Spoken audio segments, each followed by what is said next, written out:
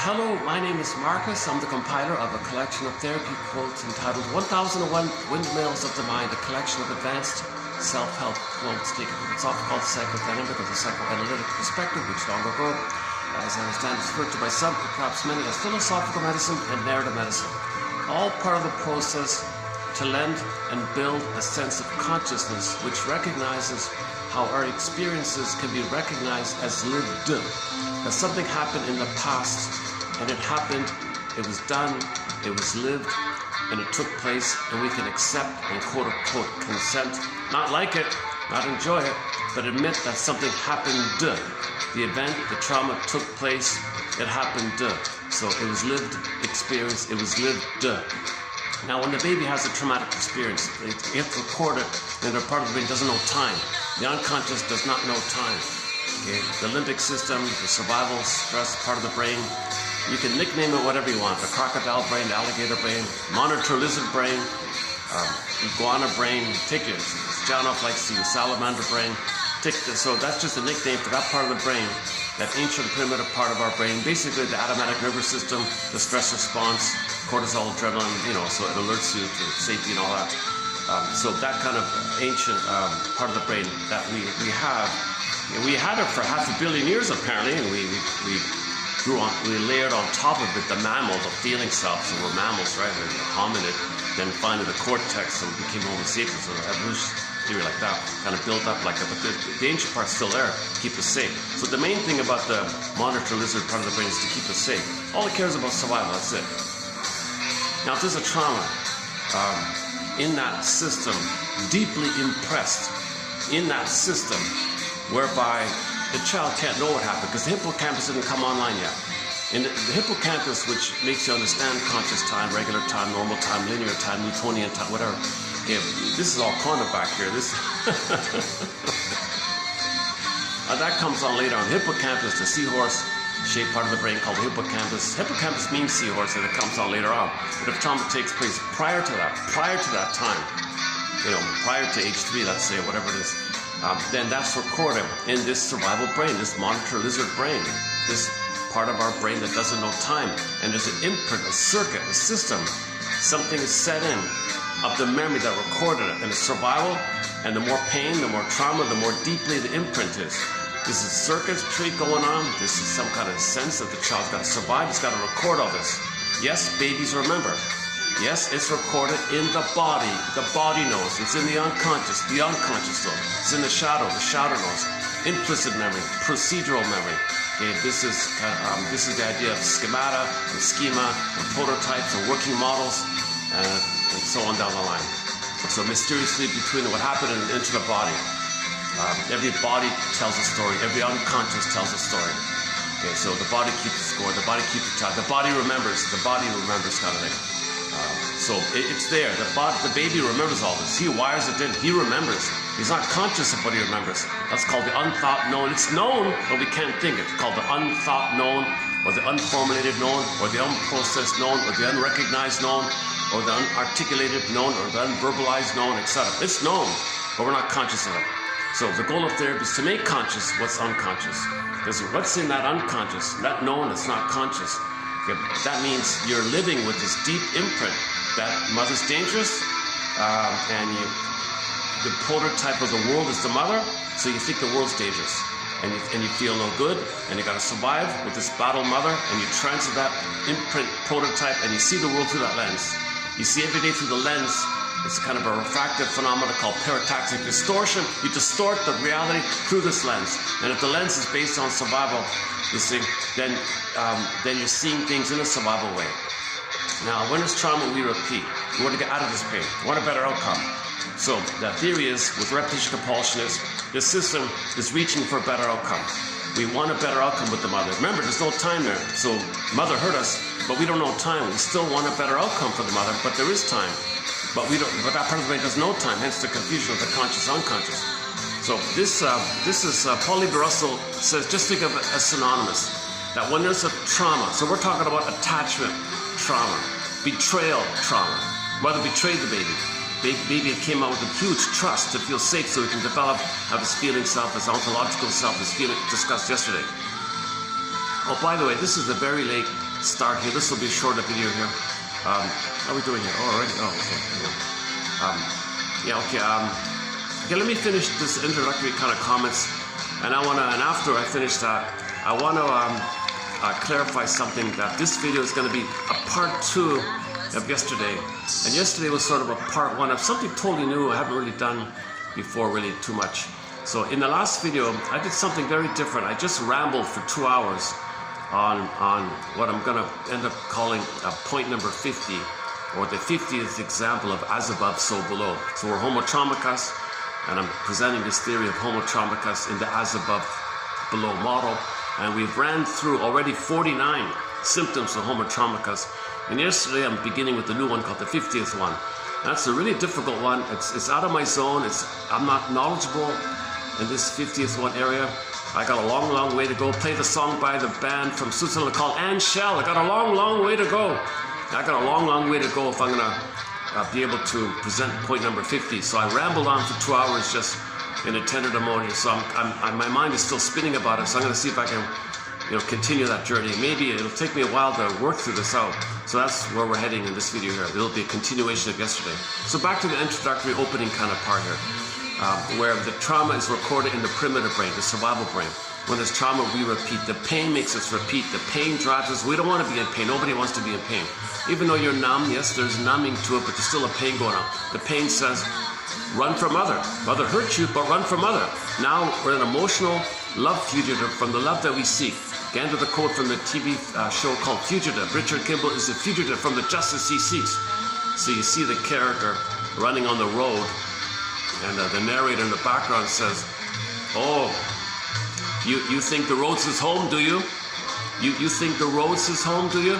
Oh no, Richard Kimball, that guy running on the road, you see him running like that? He's a fugitive from the justice he seeks. The man's totally innocent. Okay? And the justice system's chasing him, and he's totally innocent. But he's searching for the justice. He's running from the justice that he seeks. So it was all metaphorical, because in reality, in the reality of the story, he's a superhero. He's a super doctor. He saves everybody's life. He's a star in every episode. Saves everybody. He even saves the guy who's chasing him. Saves his wife. Saves his kids. Saves him. So it's not about a practical. It's a metaphor that in the mind, we're searching for the love. But we're searching for the love that hurt us. But we're searching for that love, hoping for a better outcome. So we're running, hoping for a better past. We're running in manic dopamanic search. We're running, chasing, pursuit, okay, hoping for a better past. Dysfunction, neurosis, repetition, compulsion, oral fixations, addiction, take your pick. Okay, symbolic acting out, transference acting out, telling the world what your mother did to you, telling out and feeling, addicted, any kind of angry-based personality style, narcissism, bully pattern, Iago pattern, any dysfunctional kind of thing. Where you're not really living in the present, you're still dealing with something in the past that took place, trying to get a better outcome. So you repeat, recreate, replay, hoping for a better past. You're not living in the present, you're living in the past. So when you experience something in the past, and all time, from the lizard brain's point of view, the monitor lizard's survival brain's point of view, there's no time, so all time is that time. So in the present, the puppet master within the organ grinder. Oh my God, I mentioned the word organ grinder in the last video. Sure enough, on the page, organ grinder. On the YouTube, it showed me, oh, here's a documentary about organ grinders. Oh my God. So what you say in the camera, it might show up as a recommended thing to see to read or see or something like that. My goodness, they really, my goodness. I could look it up if I wanted more information about the organ grinder. I just kind of startled me a little bit. So I posted a definition about what does that mean. Recently I posted a comment I read about focus on the organ grinder. Blame the organ grinder, don't blame the monkey. The monkey's just doing the organ grinder's telling the monkey to do. So in ancient times, the organ grinder would train the monkey to run around, put his hand out to collect pennies, puts it in the cup, gives it to the organ grinder. So he's controlling the monkey. The monkey's just doing his job, kind of thing. So it's kind of like puppet master, not the puppet. So focus on the behind the scenes. Don't focus too much on what the monkey's doing. He's simple, he's traumatized, trying to please, but it's the guy behind the scenes telling somebody to do something. So you gotta, anyway, that's a different context like that. Yeah, I really got off topic here. Man, oh man, I wish they'd stop doing Sometimes it's okay, you might mention something in the camera and it's something, oh, okay, I'll read that. Sometimes it just interrupts it too much. Oh boy, okay, let's get back on track here. Man, oh man, yeah, this is very late. I got a very late start. It's like 5 o'clock here. I've only got like barely an hour maybe. But I wanted to get this video out because I want to continue on yesterday's topic, which is kind of spinning around in my mind. I got to figure this out here. This kind of thing. Okay, so let's back up. So once again, let's back up for the 5th time here. The baby experiences relational trauma, interpersonal trauma, developmental trauma, attachment trauma, strain trauma, ambient trauma. The ambient trauma, it's like a strain. The atmosphere is strain, puts a pressure on him. He can't relax. He's always afraid. Puts a strain on him. He can't relax, so he sends away his feeling self. So his budding beauty, his emerging self, his ontological self, the sensitive self, the feminine element, the feminine principle, the beingness, the yin, the shakti, the beingness. Okay, feeling real and alive. Your soulmate, your embodiment. That's your real self. That's your beingness. Your I, when you say, who am I? That's the I, the authentic I. The beingness, I am, the I, the authentic I. This authentic I, this real I, this true I, that makes us feel real and alive, golden ball, like the sun, radiant, warm radiance, a wide range of feelings, needed feelings, appropriate feelings. Okay, it has this warm, alive-like feeling. And then you live in the present, you relax in the present, it's a calmer feeling, you're home within to feel real and alive. We want to feel real and alive, not like the Velveteen Rabbit, where the stuffed rabbit says to the real rabbit, please, real rabbit, tell me what it's like to feel real and alive. The I makes us feel real and alive. Okay, there's a lot of, so we live to the extent that we have this real and alive soulmate feeling called the ontological self, the sensitive self, the feeling self, the beingness, the I like that, the core self, the heart self, the soulful self. We have all that.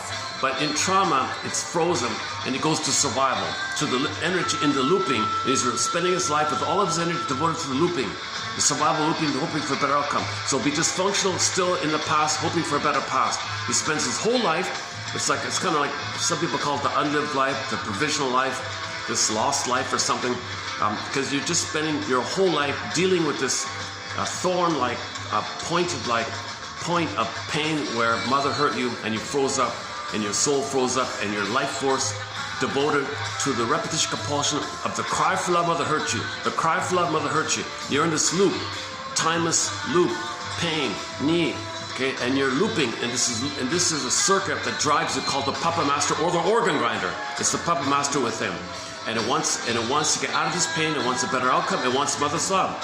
That part of the brain doesn't know time, doesn't understand the present, not the past. It's just operating out of this neural circuit. It's just a blind.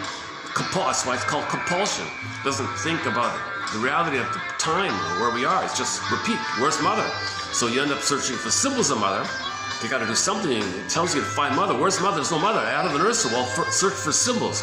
Usually it's money and material and food. And so money's the main one. It could be things you buy, material, matter, things that come for you, food. Drinks, and there's all related activities around it as a whole, oral fixation, smoking, and all kind of things in that kind of area. So a lot of things that we do is search for symbolic mother. Disappoints, but the search gives you the hope. That the hope, you gotta have hope to find mother. The hope gives you hope. The hope means that you're gonna be active. You're not going to be passive in pain, mother hurt you. You're going to be active with the hope. And when you pursue something, part of the pursuit, part of the chase to get something is that yes, materially, practically, if you get something, you buy a new car, you feel a little proud, maybe status, you get a little benefits like it. It doesn't change the thing. It doesn't change anything. So you just feel a little better from the material thing. But a lot of the things you're chasing for is what Alman and Paul call an ersatz mother, an illusional mother. Because remember, you're searching for symbolic mother. They call it ersatz self-object. So symbolic mother, they call ersatz self-object. Pseudo-mother, fake mother, imaginary mother, delusional mother, some kind of fantasy of mother. You do it by associations. Mother's supposed to be sweet and soft and kind and warm and tender. So you might buy a teddy, but you might buy something that you associate like that. Cookies and ice cream is sweet and soft and milky, those kind of things. or material, something stable, reliable, durable, you can trust, you can count on, always there for it. Guarantees, advertisers play on this heavily. So you're searching for symbols of mother via conscious or unconscious associations. Now, in the Almond of Paul say that idea of searching for the symbolic thing, the pursuit is the dopamine is exciting. So you're active in your life, so you're not passive, you're active. So when you're dopamine, you're active. That's your identity, and you're going to take charge. You're going to do something you feel important because you're doing it. That's the dopamine part. In trauma, dopamine flares up to chase because you've got to chase for mother, but there is no mother. You got to search for fake mother. But the chase part makes you excited because you're active. Now, delusion of mother, whatever, there's that self-object. Okay, as just said, part of it's realistic. The cookie has lots of sugar in it, and that tricks the mammalian part of the brain to perceiving the person safe by the concentrated sugar. It means concentrated food. Food means safety. Safety, you get serotonin. So you get a bit of a blipping of serotonin by the reality that you got a lot of food in your brain. So the brain thinks, oh, he's safe, got all this food, he's safe. So you get a momentary blipping of the brain sends you serotonin, and you're hoping for the serotonin to be higher than the stress that you're feeling. Often, and that's just part of it, but the main part, Almond Paul says, what you're doing is, the symbol, the cookie, whatever it is, that just functions as a way to trigger yourself. The imaginary mother is a triggering device. You want to trigger yourself. You want to chase for something which triggers you to feel that you're one with the mother. Something makes you, remind you when you're one with the mother, even if it was just in the uterus. Because if you have the food that's symbolic of the breast and the baby's one with the mother, you got to trigger the time when you were one with the mother. If you can trigger the time when you were one with the mother, and food can do that, and all these things can do that, then you're going to trigger the time when you were one with the mother. Now, if you can trigger, you're feeling when you're triggered up, you feel when you're triggered, right? The past. So in the past, the baby felt blissful, oceanic oneness, oceanic feeling, oceanic bliss, delirious euphoria, unio mystica, participation mystique, Garden of Eden, Shambhala, Shangri-La, this paradisical nirvana, utopia, this blissful paradise, heaven. That's an immense amount of safety and love and bliss. They call it a mystical, floating feeling. So you're as happy as, nobody's happier than that, I see. So you want to blip up these immensely happy memories, the good old days. Okay, sidebar here, pause, sidebar here, enter the joke. We spend the first 9 months of life trying to get out of the womb, and the rest of our lives trying to get back in. So we want to trigger the back in to blip up the oxytocin and serotonin plus whatever the sugar gives you or the thing gives you. You put it all together, you hope that the combination will blip up in your brain, at least for the moment, serotonin and oxytocin to be above the setting of the excessive stress in your mind. So the set points are too high in trauma. When the baby's traumatized, survival. No love, so oxytocin too low. No safety, serotonin too low. So stress, danger, fear. Okay, the stress response, frozen fear, frozen anger. Now related is dopamine, chase. So that's your hope. The chase is the hope. The hope. So Pandora, the last one was hope. So the dopamine is the hope. It's a relentless, unreal kind of hope, but it's still hope nonetheless. You gotta have that kind of hope. Okay, so now the set points are too high. The hope means you can chase for something to blip up the good old days, where for a moment you can blip up serotonin, oxytocin above the stress, so that then you feel better, loved and safe for the moment. So you eat the ice cream, oh, I'm loved and safe. It goes away, the stress is still there. Dopamine says chase, get it up. Okay, the chemistry up, the happy chemicals above the setting, then you feel better. It goes down, the stress is there, dopamine says chase, and you're in this kind of chase mode. This is called the dopaminergic mind, the dopaminergic brain, and when there's too much stress and adrenaline, the dopamine corresponds, and it's too much. We're not meant to be so manic like this. We're not meant to be chasing, because if you're always chasing, you never enjoy, you never really love. Because when you get something, it's next, because the set points are too low. There's no setting of oxytocin or love. There's no background reference point to link it to. You don't understand it. So you get something good, next. You know, so this is the people who keep saying next all the time. Give me the next one or something. How does it go again? One's not enough. One's too much. 1,000's not enough. How does it go again? Like, you get something, it's like you can't enjoy it because the set points are too low. What you enjoyed was the pursuit. Okay, play that obnoxious song, the chase is better than the catch. I don't like that band or whatever, but anyways, the chase is better than the catch. That's sort of the idea there. The chase is better than the catch, because you get the catch, you can't enjoy it. That's why the chase is better, because you're excited, you got the hope. So dopamine means you're active, that means you feel important. So you feel the chemistry of your identity being active, because babies are not going to be passive, but if you're active, you got to be active. You can't just be passive. You have to have some sense of being active, because babies are meant to be active. They can't just be passive. Babies think they're kings and gods. You got to do something to make you feel important. So when you chase, you feel important. When you run to the vending machine, you feel important. You see the choices there. Oh, I have a choice. I got important. I can choose. I'm choosing. I control the thing. I'm going to put the coins in the vending machine. I'm going to select. I'm going to choose. I'm going to think. I'm important. So you're doing all these little gestures to make you feel important. And the pursuit is for the thing, the cigarette box, let's say. And then you get the thing, and that's the chase part. Now, for a moment, in the example when the cigarette is a triggering of the nipple, just for example, then you're not addicted to the cigarette in that sense. You're addicted to the triggering phenomenon to give you the chemistry of when you were nursing or when you were one of the mother. Just generally when you were one of the mother. There's a real sadness about that cigarette thing, because sometimes the cigarette just triggers the pacifier or the thumb sucking, which is because the nipple wasn't there, mother wasn't there like that, or the mother just gave the pacifier the rubber nipple. So you kind of trigger that kind of thing, and that's a double failure because mother didn't nurse properly, so she betrayed the baby. So you turn by the rubber or the thumb sucking, then later you remind yourself of the betrayal, but the past betrayal reminds you of the mother, which is the fantasy that it links you to the mother, and then maybe it can trigger the previous time of when you won with the mother. So you got to find some way to trigger some kind of safety with the mother. So that's really sad, and plus and it doesn't work because the chemistry in the nicotine and tar, it functions as tranquilizer. It induces pain to trick your brain to flood you with endorphins to numb you. So it gives you more pain. I think it deprives you of oxygen and panic you. I'm not sure how it works with the chemistry and all that. I'm not a doctor. Disclaimer. But I think with ice cream, it's simpler like that. But anyways, whatever it is you're pursuing, usually it's money, material things you buy, shopaholics, shopping activities. And a lot of these gambling kind of things are involved here because it's the promise of money. So I just saw a clip, I just saw an episode of Decoy. Beverly Garland, excellent actress, I think. Really, she's quite a versatile actress. She kind of freaks me out that as an actress, she can put herself in these imaginary situations. She's a policewoman who's got to take down all the worst of the worst criminals. My goodness, not all the episodes are so gruesome. But the last one I saw was a bit on the lighter side. Believe it or not, even though it's a crime, it's all crime stories. But the last one I saw was meant to be on the lighter end, where she goes to the racetrack. You got 30,000 people cheering for the horses and all that.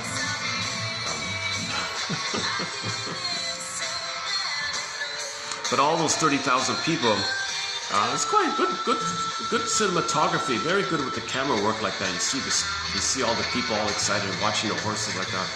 It's quite makes you really think about it. They're all excited because you have the hope that if you win, okay, it's a gambling thing, right? Some people are addicted. Some of these people are very addicted to this kind of stuff.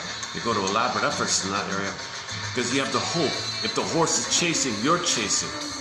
The horse is you chasing, and if your horse wins, that means you win. Then you get the winnings, right?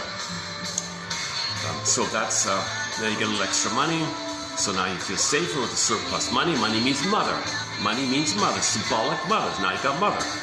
So that's part of the reality. You can buy something, you feel better, you feel safer, you can pay the bills. So there's a reality of getting.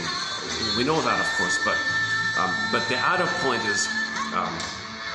It triggers an earlier thing, an earlier chemistry of being one with the mother. Plus, the added element to the whole thing is this addictiveness of things being so intermittent. Like you don't know when you're going to win, right? You might win a little bit and then nothing for a while. You might win something suddenly. So it's all very intermittent. There's no patterning. So you just keep going like a pigeon pecking. So pigeon A pecks, he gets a pellet. Pecks again, gets a pellet. Consistent, it's predictable. So pigeon A, they did an experiment with the pigeons. Pigeon A would consistently get one food pellet for each peck. He figured it out. It's very simple. Peck, pellet, very simple. The feeder stopped, and the pigeon tried a couple times. Oh, I get it. No pellet. I peck no pellet, peck no pellet. Oh, I get it. I understand the pattern. He flies off. He's okay. Pigeon B, different story. With Pigeon B, he got the pellet intermittently. It was erratic. It was just totally random. He might get 2 one time, nothing for a while. Maybe got 5 one time, and for a long time there was nothing. Then he got like a little, and he was waiting, and he got 1 there, and 2 there, and nothing for a while. It was all very intermittent. It was irregular, just random, just totally random like that. So the pigeon's not going to figure any kind of pattern out, right? So then the feeder stopped. The pigeon would peck again. Since there's no pattern in his mind, he kept pecking indefinitely. He dropped dead. The poor pigeon dropped. He couldn't figure out. He was so addicted. He was so hopeful that the food pellet would come. He had no patterning to refer to. It was intermittent reinforcement. He couldn't figure out any kind of pattern. He had this kind of hope because he had no pattern to help him understand anything. He couldn't understand anything. He just knew once upon a time if he pecked, he got food. So he kept pecking until he dropped like that. So these horse racing, gambling people, some of them were manic like that, right? A lot of people just do it for a little fun. It's harmless, just social outing. They don't play to. If it hurts themselves, if they lose, or if they win, they say, "Oh, keep it, don't lose it." So there's a normal kind of usage in that area, but some people go in the addictive mode. That's called pathological gambling or addictive gambling or this kind of thing. Right? We have some quotes by Edmund Burger from his gambling book, by the way. So gambling is an example of hope rejection. Hope rejection. You gotta pursue and get rejected. Most of the time, people lose, right? Most of the time, people lose. It's rigged for people to lose overall. So you hope that replays with the mother. Baby had a hope rejected. Hope rejected. How do you repeat that? Go to the racetrack. Hope rejected. Hope rejected. Casino or gambling, any kind of. So you're trying to know what happened to you. When there's trauma, you repeat. How do you repeat the rejection with the mother? We'll go to something symbolic. Something symbolic. So the cold refusing machine. Okay, at the slot machine, whatever, the fruit, they call it the fruit machine or slot, whatever it is, oranges and whatever. So you put your hope in, you get rejected. But you're all excited, you're all important. You might say some abracadabra, you might say some magic gestures, you might feel important. Yeah, I'm gonna say these special words here. I'm gonna pause, and it's gonna happen for me because I'm important. I'm gonna put the coins in the thing in the proper way. I'm gonna spin it a little bit. I'm important. You feel important doing all this kind of things. You gotta feel important. Then you got the hope. What happens? Rejected. But you had the process. You had the process of feeling important and getting rejected. Now the rejection is the fixation with your mother. It's familiar, it's painful, but at least you're still with your mother. You didn't leave her. You're hoping to get mother's love, but you just return to the rejection of her. In order to know that mother rejected you, you got to get rejected at these gambling things. It rejects you, right? Of course, they throw crumbs all over the place so people keep people in the pigeon mode, right? Plus now I heard they spray oxytocin in these places, and people feel like a bonding to the place because the oxytocin was missing with the breast. If the baby's removed, the mother's oxytocin that she produces at the time of birth to help the baby bond was removed. She's washed up, baby's washed up, toweled up, separation, hormones go away. Where's the oxytocin? No bonding. Some babies don't properly bond. That's attachment trauma, betrayal trauma. Go to the casino, but it's a fake oxytocin. You think you're bonding, it's a fake thing, symbolic of the missing real.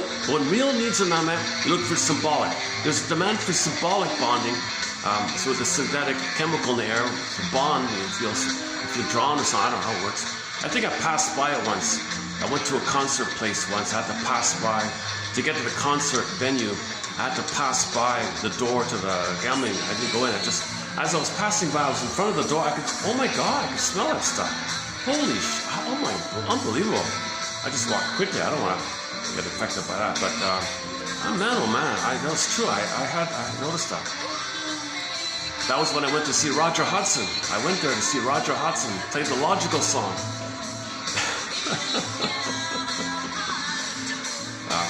So he talks a little bit about trauma because when he's young, things were normal. Then they sent him away to the school system, right? To teach him how to be respectable, presentable, and a vegetable. Then he says to himself, gee, I know it sounds absurd, but could please somebody tell me who I am? Because you lose your authentic amness when you're told to be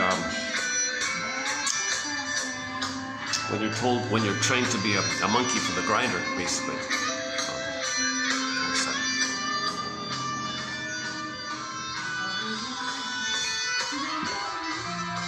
Okay, I don't want to bother the guests over there. Yeah, no, they don't hear me. I checked it. We're okay here. I've got the volume, music as low as it can go. We can still hear it. This is Beatrice Deer by Beatrice Deer, and I played it yesterday as well. This is a song called Money. It's a little known. It's basically an unknown band called Uva Vut. Uva Vut. It's an Inuit band from the Innu Nation. Inuit people. So it's a band there. I only saw one of their CDs on YouTube, and on there they got a song called this one here called Money. And I never heard of them, but Beatrice Deer, whom we have numerous songs on a soundtrack from, she did a cover of this Uvavut band song called Money, and this is it here. It's on a live concert. So this is a live version of Uvavut's song called Money. They're both good. I quite like her live one here. Her band really cranks it up with the guitar work here, with the twangy guitar sounds here.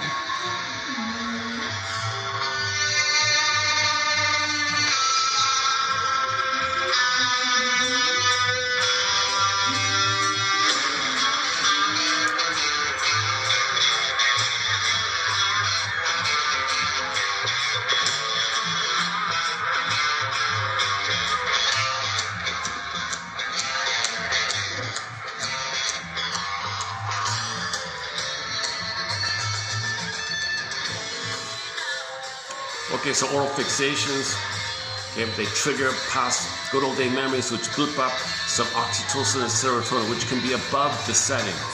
See, the oxytocin and serotonin set points are too low. The other stuff, the painful stuff, is too high. So you're always in pain. But the hope is the dopamine to chase, so you can blip up the good stuff, but it goes down. Chase, blip it up, chase, blip it up, chase, blip it up.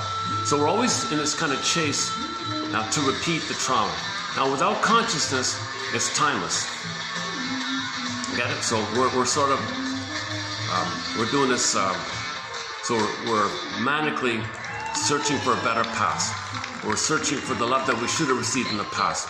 We're searching for symbolic mother, hoping it could actually be a real mother in the past, giving us the love that we should have received. We're hoping for a magical time machine to appear. We'll go back in the past, we'll say, sorry, I saw what happened. Oh my God, I feel so bad. Let me properly love you this time. Now, the way out of this quote-unquote jinx, curse, destiny, fate, whatever you want to call it, this circuit, the way out of this circuit, this deep unconscious blind spot, it's called the blind spot. Play the song Blind Spot by Bruce Springsteen. I tried to play it, it's copyrighted. Anyways, he talks about having a blind spot. And I think it's about relationships. What's my blind spot here? What am I doing wrong here? Sometimes when the mother, the more the mother's soul blind to the child, the more of a blind spot we'll develop to ourselves, because we can't know it into rationalizations. Then the rationalizations provide cover, cloak. So, I'll get to that point later on. So let's go back to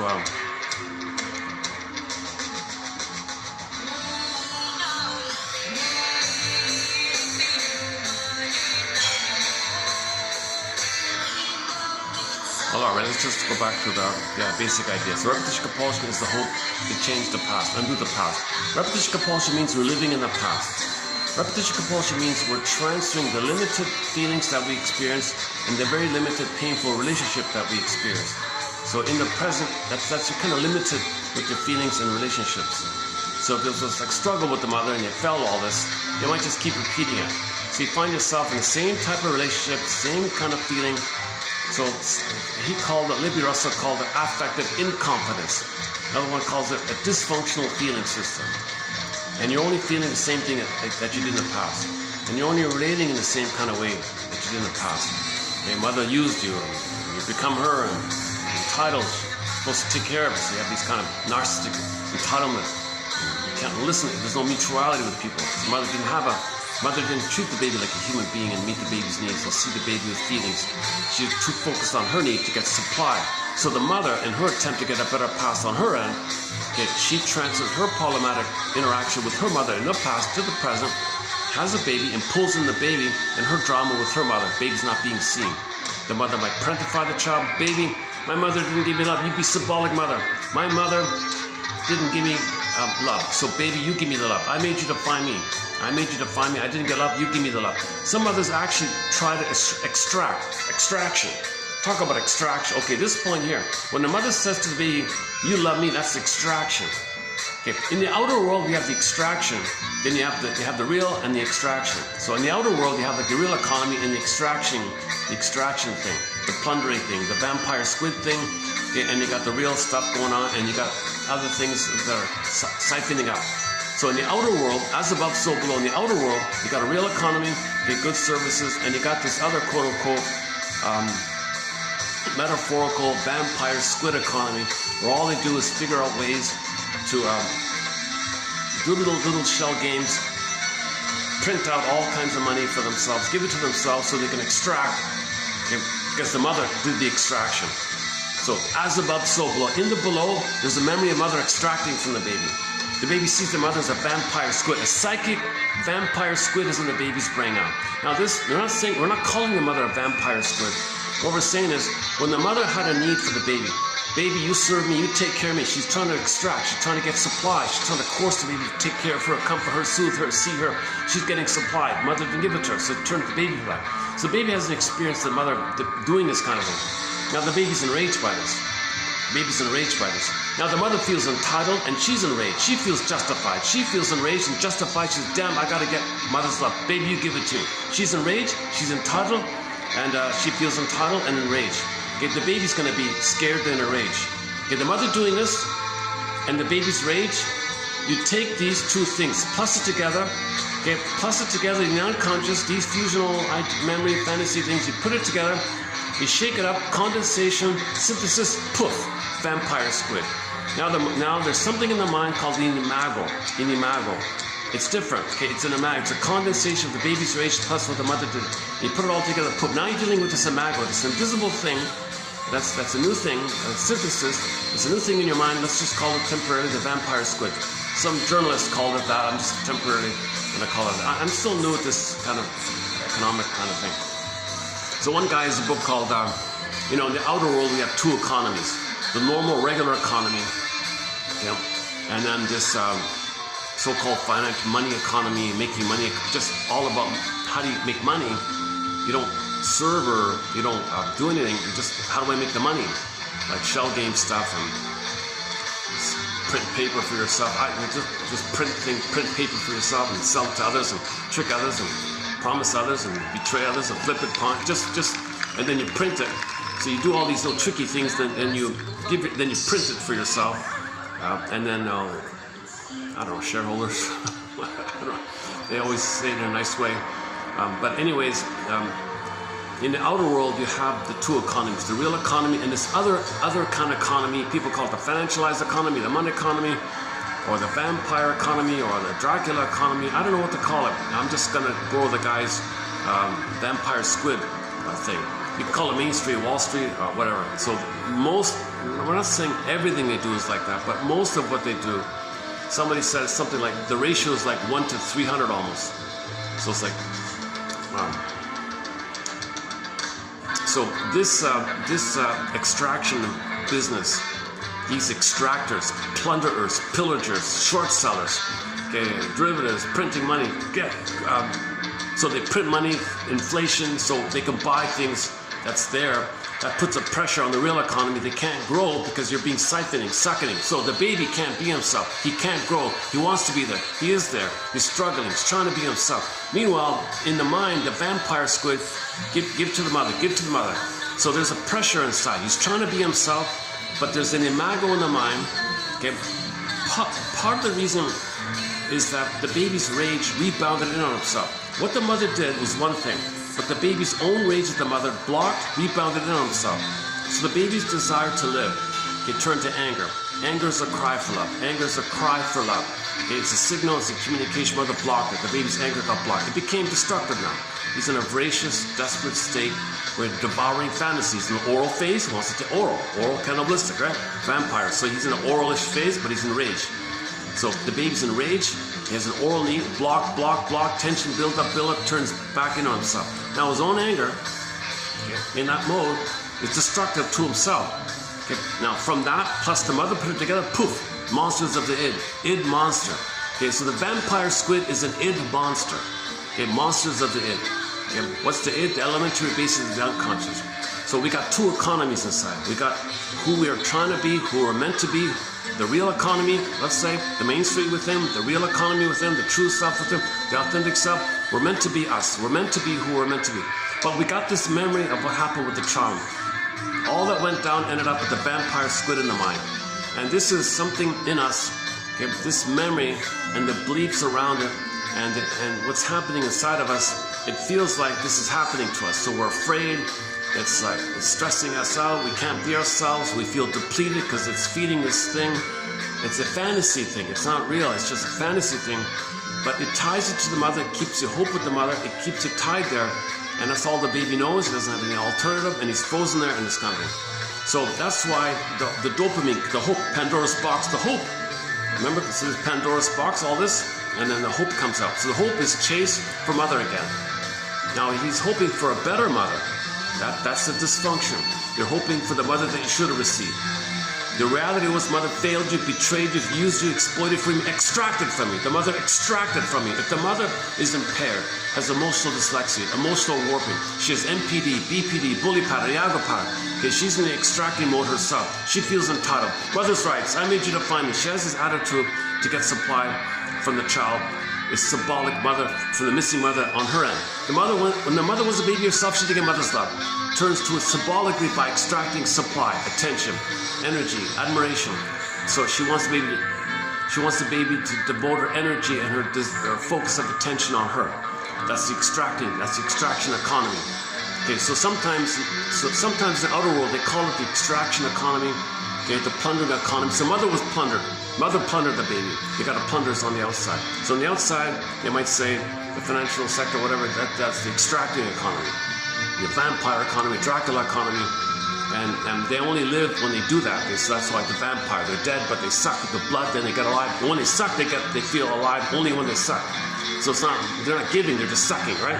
So this is in the mind, the vampire squid always sucking. So in our mind, we're trying to be ourselves, but this sucking energy thing's going on. Okay. As above, so below. How do we know the below? How do we know what's going on? How do we know that this is in our mind when mother hurts us? How do we know we ended up with this? How do we know? We create it on the outside. We communicate it by creating it on the outside. So we create it on the outside by having a real economy for the real self. So the real economy outside is code for we have a real self within. Now, the whole financial sector, vampire sector, Wall Street sector, what do you want to call it, speculator, casino economy, Ponzi, this, all these tricky little shell, offshore banking this, and shell this, and holding company here, and this holds that, and they own that, and they own that, and change the name, flip, flop, flip. There's an immense amount of, somebody called it Hollywood accounting or something. There's an immense amount of tricky, fake accounting. Some computer manages it. High-speed trading. There's some kind of trickery thing because that way you can't. No one is identified, right? So no individual is identified because you can hide with all this kind of thing. And then so this unreal, blurry Hollywoodish thing, code for in the mind is a Hollywood thing in our mind called the vampire squid. So we have an outer vampire squid sucking the real economy. Now the real economy is under pressure. You see, so they print stuff, they make stuff, but now like you see. When you print, in order to plunder, you got to print a lot of money, and that's the way you plunder. So the effect for the average person is you'd buy something, you'd buy a cookie, and suddenly the ingredients are worse. Instead of natural ingredients, now you got glucose syrup. Instead of real sugar, now you got glucose. Instead of real milk, you got some synthetic milk. Instead of real flour, you got GMO flour. I don't know. The quality goes down. The size of the package goes down, and the price goes up. So the value is going down, and the value of the company, they bought the company, they siphoned it. So when they print the money, they can buy the thing and make things cheaper to siphon. So it has this extracting. It's called the extraction like that. So in the mind, In the mind, the squid is extracting us. Something is preventing us from being ourselves. So when we have a trouble being ourselves, it's because the squid is attacking us. Enter Masterson's axiom. Self-activation triggers the squid. Man, oh man, I've been on a real coffee. The past 3 days, I'll tell you something funny. 3 days ago, I changed my coffee routine. Man, oh man, I'm in a slightly euphoric kind of a coffee high or something. I'm not a coffee drinker, so when I drink strong coffee, man, oh man, it's really rests me up. I'm not a coffee drinker at all. All my life I would drink like decaf maybe, or the dandelion root. I like the dandelion root. Can't find that anymore. Right? The dandelion. I love the dandelion root. I'm no kidding. My main beverage was dandelion. I never said that before. Now you have other coffee substitutes, the hickory and the hickory. What is the hickory? Barley. It's all right. Those other ones I don't go for too much. The only one I really went for was that. There was another one. What was it called? From Germany. What was it called? Long time ago. They don't have it anymore. I even forgot the name of it. So all my life I would drink mostly, if I did drink a coffee substitute, it'd be the dandelion root.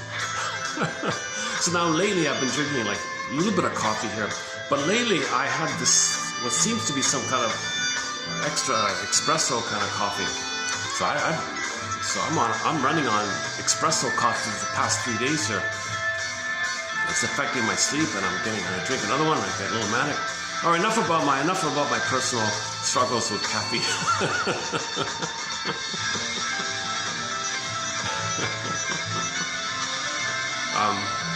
Plus the topic is a little exciting too, because maybe I feel like I'm excited because maybe I'm talking something that's has a lot of hope for help, to be helpful. Maybe there's a big answer in front of us. Maybe there's approaching some big insight, because you can take this theory of as above, so below. So in a nutshell, okay, let's just tidy up here.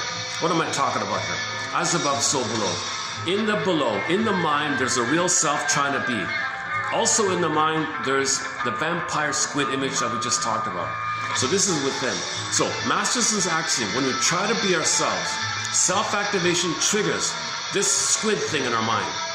It's extracting from us, it's demanding from us, it tells us we're in debt, we gotta owe to it, we gotta serve it, we gotta give it to it, it's feeding off of us, it's a parasitic type of thing. Sometimes they call it the parasitic thing. The financial parasitic, the financial parasites they would call it, right?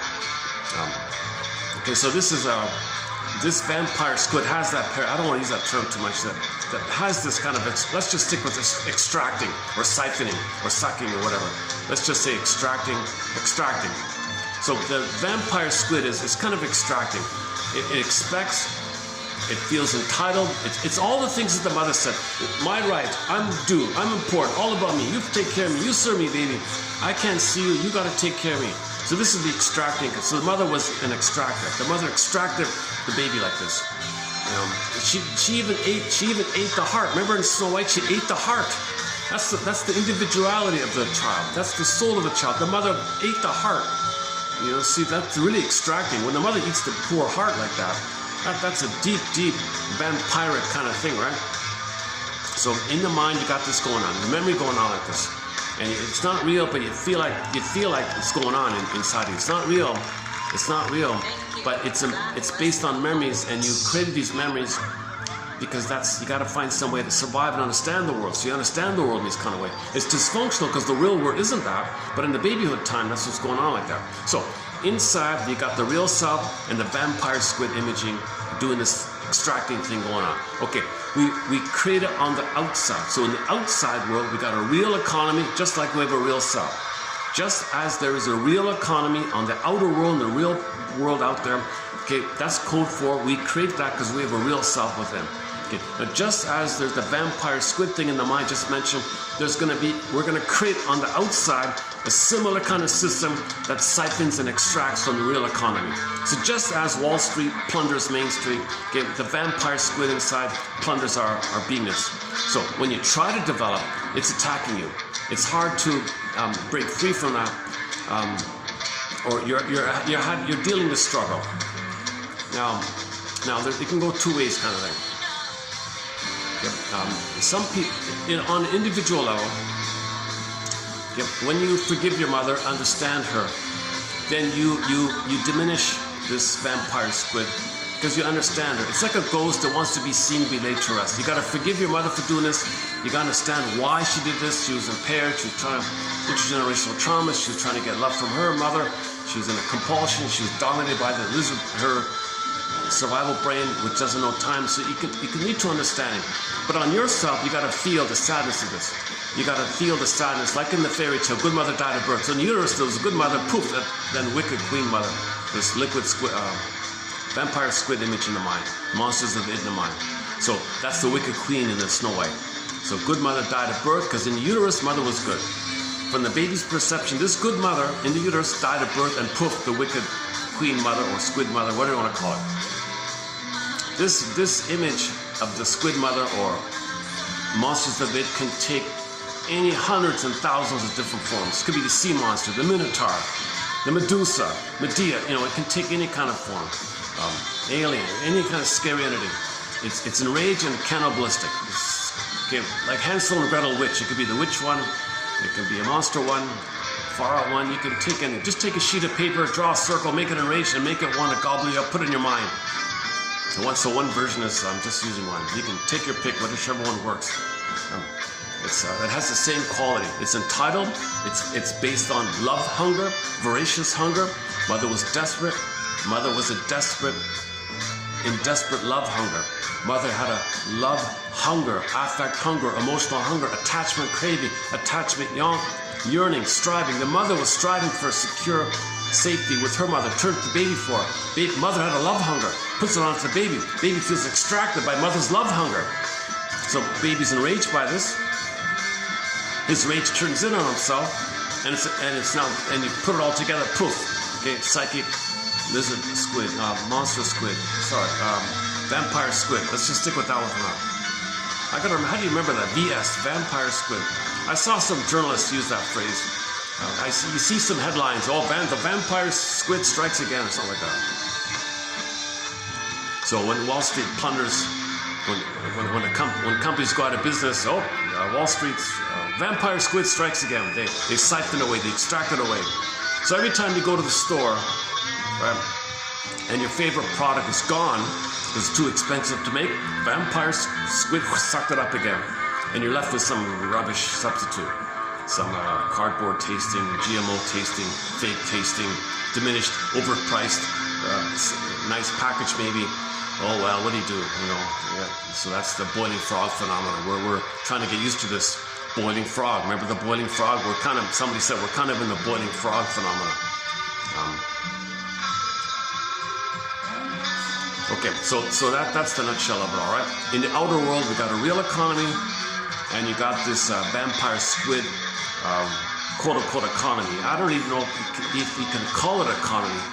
The reason it's confusing because a micro percentage of what they do is needed, but 99.999 is not needed, right? It's just designed to gobble up, and the useful part is the front mechanism to gobble up. So it's still functioning like a vampire like that. So baby switch or whatever. Now this topic, I didn't realize it, but this topic's been discussed. People have been talking about this for a long. This is not new. I was so nervous yesterday talking. I looked it up this morning. Oh no, people have been talking about this for ages. This is an old topic. Philosophers, and I mentioned Diderot. Even Diderot mentioned it. The French guy, 1700 something. Diderot has a very good line. Oh no, let's not get off topic there. Diderot's got a very good thing about prejudice. You're apt to be down on what you're not up on. So when we talk about prejudice, I now use that Diderot one, and others of course as well. Uvavut. Did you hear it there? That's the original name of the band, Uvavut. And the song is called Kina Juk. I'm not sure how you pronounce it. It looks like K-I-N-A-U-J-U-Q, something like that. That's the name of the song, but it translated, somebody in the comment section said, well, that means money in English. So I'm assuming that's correct. you're hearing the song Money, because they were talking about money. So the money economy, quote-unquote financial economy, monetized economy, vampire economy, they mean it like that. Now they might say it in nice sounding ways, oh, shareholder interest. They might use euphemisms as a sugarcoating like that. But in practical terms, they want the free lunch, right? They want the free lunch. They want a siphon, and they want a luxurious life, and not make or serve. And they feel entitled. They feel entitled. They feel entitled to it. Because the people they're plundering represents their childhood soul. And they're identifying with the mother who plundered them. So the pillagers represent the mother side, and the victims represent the child side. So it seems to be the 80-20, 80% are being plundered for the 20. It's got to be some kind of active passive thing.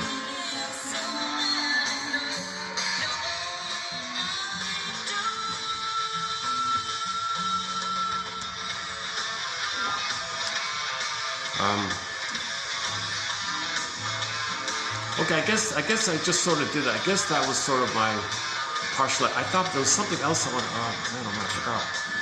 The reason I came out today because there was an added point about this. Did I say it already or not? Hold on a sec. What do you think about it?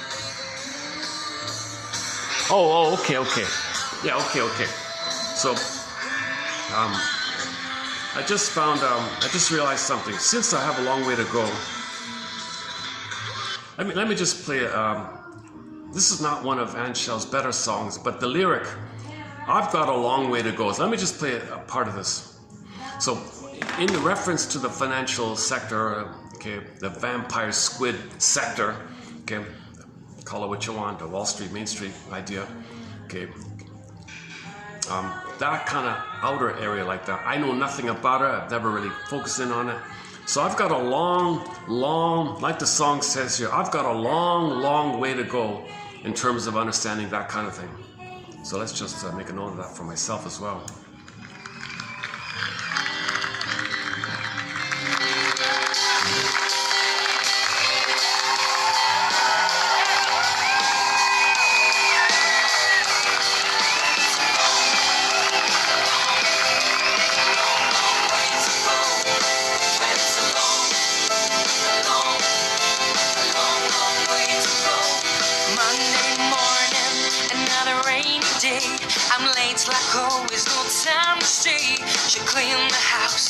Wash my clothes, I'm on low energy from a salad overdose. Sitting in the bus, you're calling me, telling me again that you wanna be free, but you'll be gone by the end of the day. Life's a bitch, what can I say? It's life for Brooks. Trusting fortune, 'cause I'm drifting in the ocean of life. Waves of hope giving me shelter, and the deep dark blue makes me strong. When it's a long way to go. Long way to go. Monday evening, I break. Okay, so I've got a long way to go. So let's start then.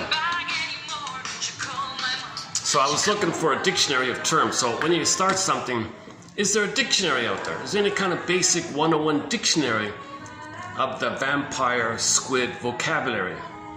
So it turns out there seems to be one, what I can tell, at least partially, called this one here, and junk economics he calls it. So there's a dictionary of terms. J is for junk economics. Okay, so this Hollywood accounting, he calls this shell game, this tricky stuff. No, so he calls it junk economics.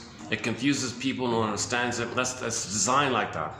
That's the cloak. That's the bubble. That's the vampire squid.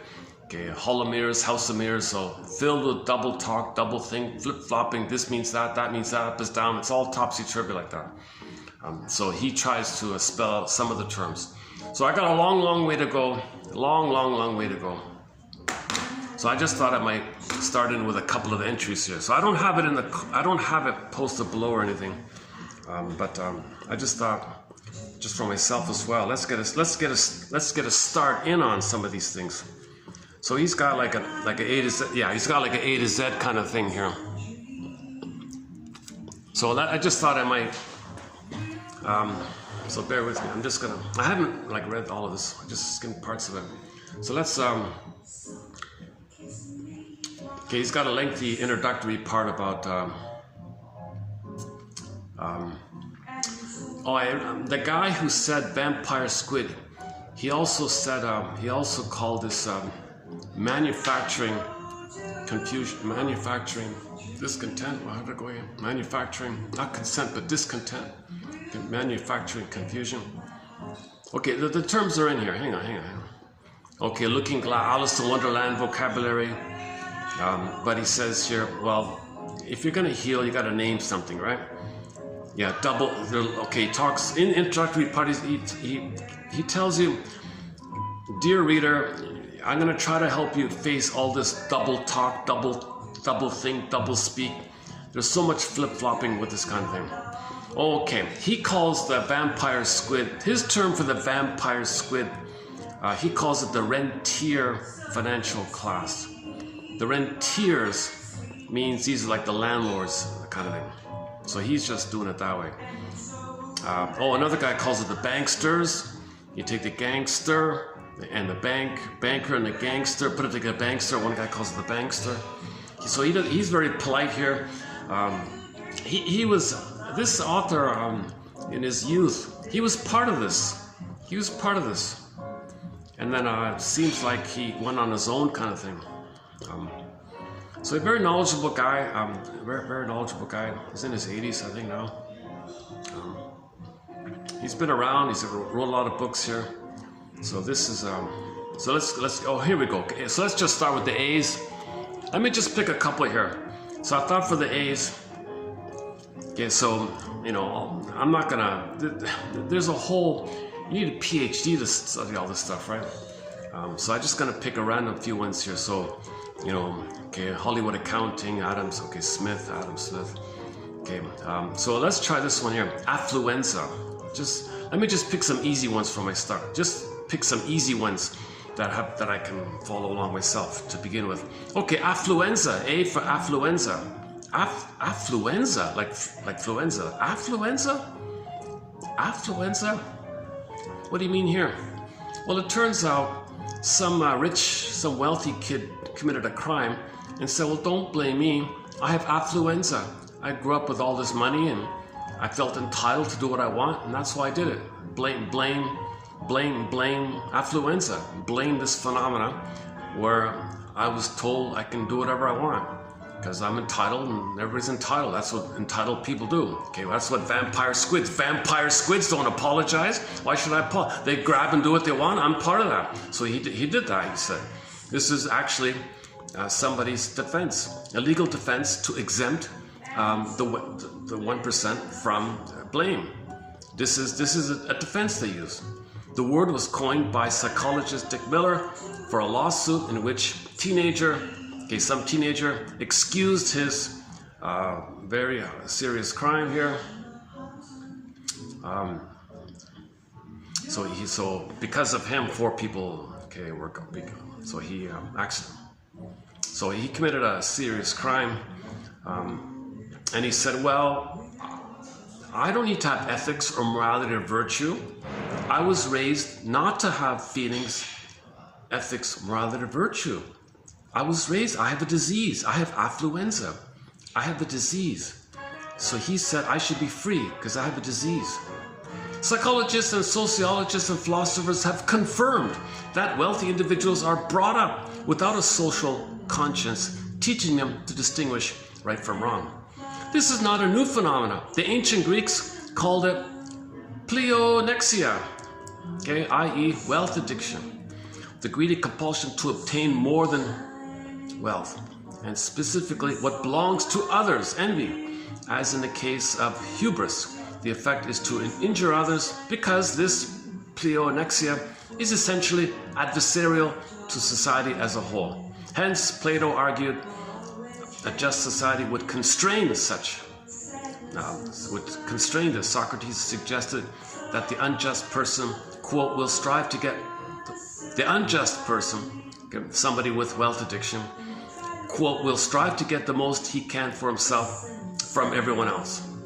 Unrestrained self-interest thus is opposed to justice. But much as today's characters define attempts to regulate,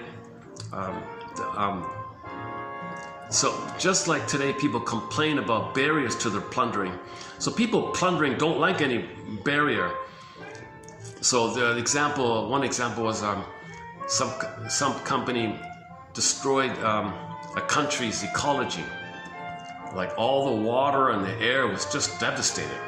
The people are getting sick and people die. All those people died because of the mining or whatever they did was. The rivers were dead, the fish were dead. It was really nasty stuff. And some locals tried to speak up, complain about it, and they got punished. They got attacked. So they say, we don't like you interrupting what we do here.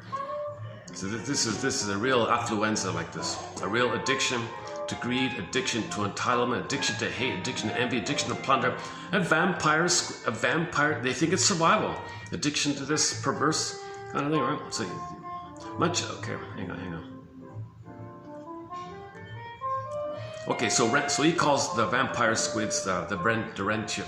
I don't think that term's too helpful, but anyways, he means like the landlord class or the 1%, the predatory. He calls it the predatory class. Okay, that makes a little more sense. I think we need some metaphors here. The predatory class and their supporters justify their behavior. They justify their behavior.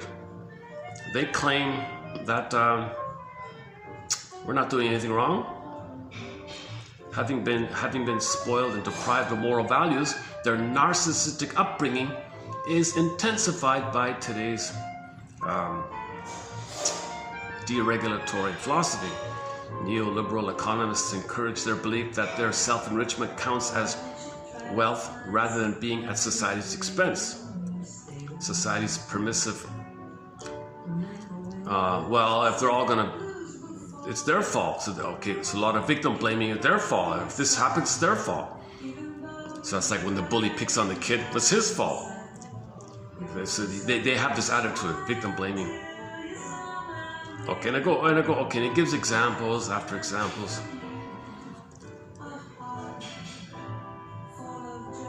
Okay, let's just leave it there.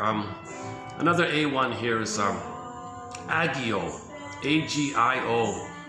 Medieval Europe banned usury, but the idea to plunder, okay, like Africa mainly. Okay, so then they said, oh well, if we're gonna plunder, then we gotta scrap that. But ideally, you wouldn't create usury idea. But we wanted to plunder. We wanted to invade and plunder, so we needed money and usury to plunder. So putting people in debt and plundering, you're in debt. That's a way to plunder. So people feel guilt. Guilt means debt. You owe your mother. Remember, you owe the vampire squid. You're in debt.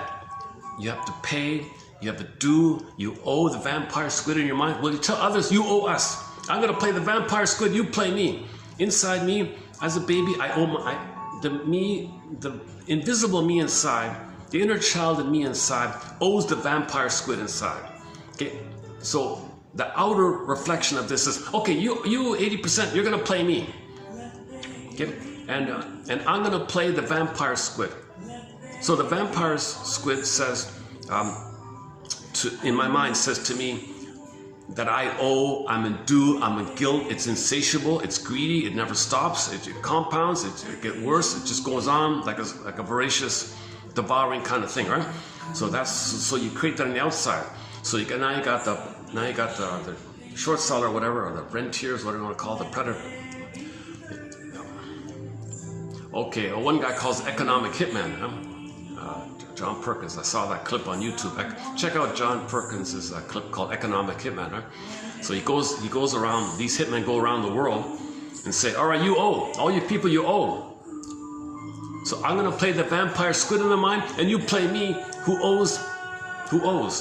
I inside owe the vampire squid image. I'm gonna play that image, and you play me. That means I play the vampire squid who extracts, who siphons, and is insatiable. So I just simply say to you, you're in debt and you owe. Compound. Oh, you owe, and the trick is they take everything. Well, oh, you want to eat? Well, we'll lend you $1 so you can buy bread.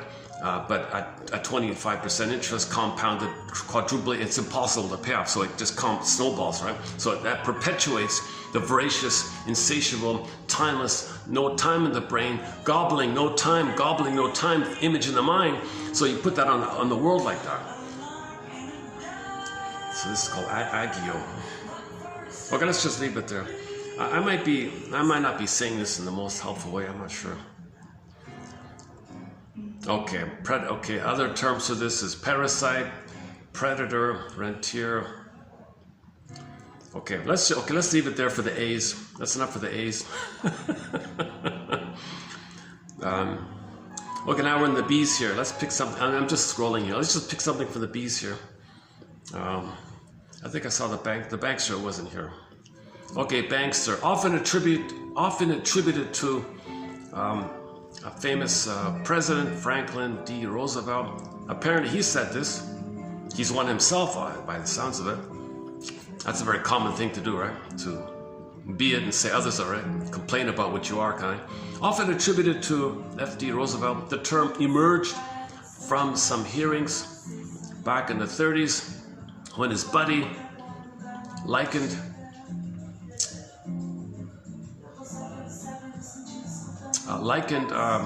the bankers to Al Capone and referred to them, the bankers, as banksters to combine banker and gangster.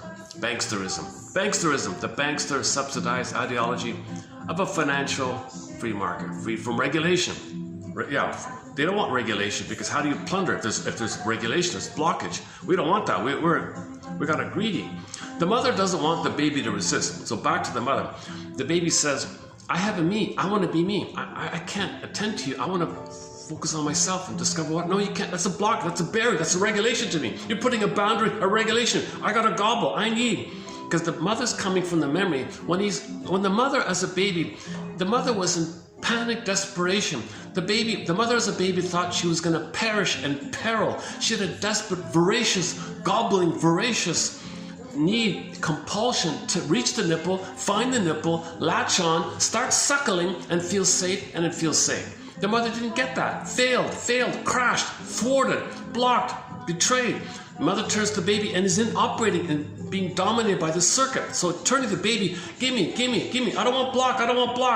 So in the outer world, don't give me blocks. But there are blocks. People are people. We don't want to. People don't want to be treated like this, so they put blocks. So and then the other people playing the other side say, don't have blocks. So you need regulations. Right?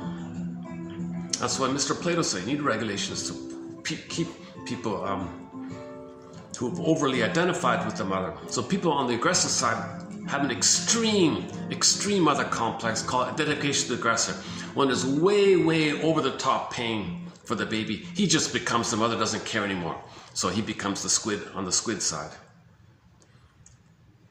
Okay, is that it? Let's just do one for the B. Okay, now let's go into the C's. I'm just gonna pick. What can we pick one for the C's here?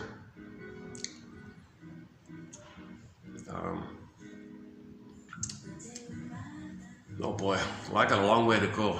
I don't even know any of these. I don't know any of these terms here. There's one here called casino capitalism. Oh, what's this one? Charlatanism. What's this? Oh no, that's something else. Hang on. Okay, let's just go to the D's. Hang on here. Forget the C's here for a minute. Okay, in the D's, is there an easy one for the D's? Okay, now I'm just picking some easy ones here. I haven't prepared for this. The D's, dependency. Okay, let's go to double speak. So double speak, a lot of personality disorders have an immense amount of double talk, double speak, double think, because that's a way to survive. Flip flop, double talk. Okay, Orwellian and stuff like that, right? Where is it here? Where are you? Oh, double speak. Here we go. Doublespeak, a term coined by Mr. Orwell in his famous novel to signify part of what's called news speak. News speak, manufacturing confusion, manufacturing discontent, confusion, manufacturing conflict, news speak. News speak, okay, euphemistic vocabulary, obscuring ugly reality. It obscures. So all this confusion and drama, soap opera, Hollywood. That guy who said vampire squid, he also has a line in there that says that the thing you see on the boob tube, okay, it's part of the entertainment industry. This stuff you see on the propaganda outlets, all these propaganda outlets are actually, according to him, a branch of the Hollywood entertainment industry to confuse you, distract you, excite you, get you all emotional, focus on this, focus on that, to provide a smoke screen for the behind the scenes squid. The squid, doesn't the squid create a smoke screen so he can catch this thing? Isn't that the case? Doesn't the squid create like an ink thing and then it catches this thing? So he said, hey, maybe, hey, wait a minute, maybe we can dig it up here. Hold on. Give me a second, I can dig it up, that one. Hold on a second. Hang on, stay with me, phone, hold on, Let me dig up that quote I was talking about. Hold on a second, give me a minute. Where is it? I've got it here, handy here somewhere.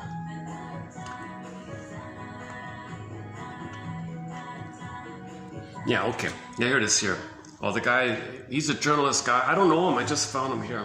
I haven't seen him or I haven't read his book. But I saw the title of his book, Hate Incorporated. Hate Incorporated. So in that book, he has the phrase, manufacturing discontent. Okay, what most people think of as, quote, the news, i.e. propaganda. Can you believe it? People still think it's news. It's all propaganda, right? Is in fact a twisted wing of the entertainment business. It's a twisted wing of Hollywood, right? To create the ink for the squid to steal, right?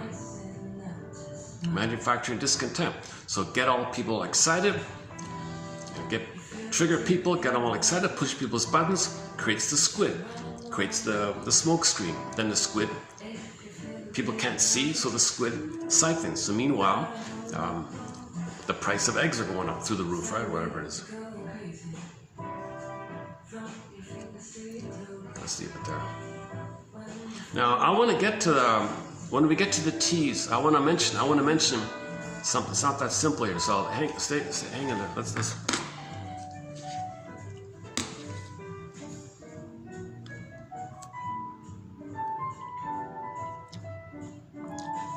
Okay, they're the D's. Okay, so let's go back. Okay, so we did the D's, right? I want to get to the one, the TINA one, the TINA acronym. I want to comment on that one. Okay, E, where's the E here? E. Okay. Environment, euphemism. Euphemism, should we try that one? Euphemism, let's see.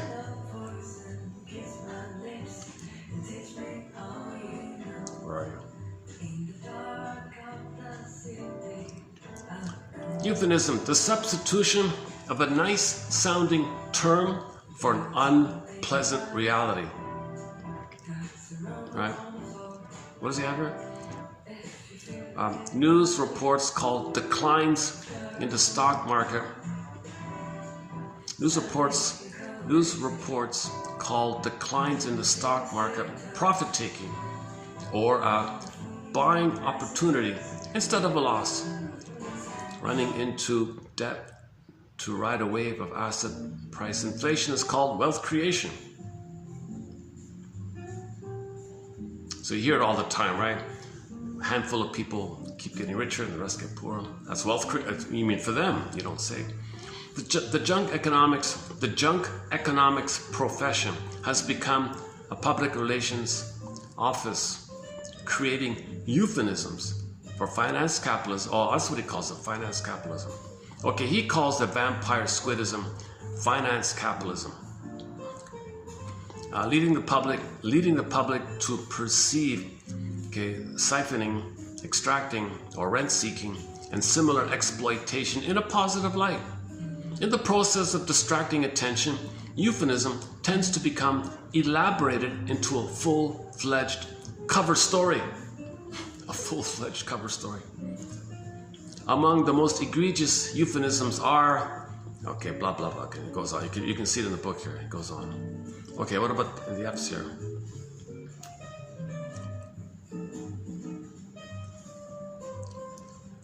Okay, let me just do the Tina one. Otherwise, I'm going to take too much time like this. He's got greed in here. Where is greed? What does he say about greed? Greed.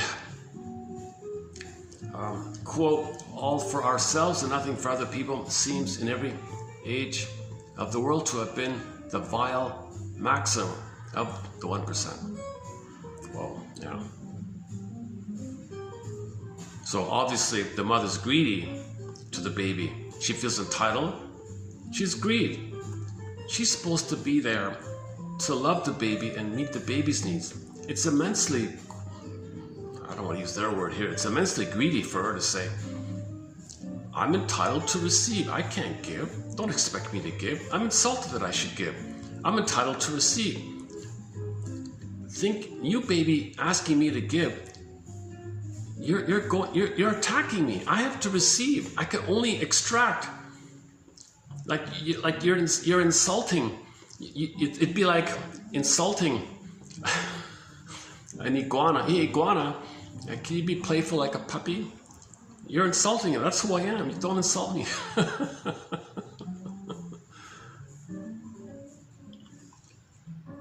Wealth is addictive, sucking its possessors into a compulsion to accumulate. Greed is addiction. Addiction to greed. Greed is addiction. All dysfunctions are addictions.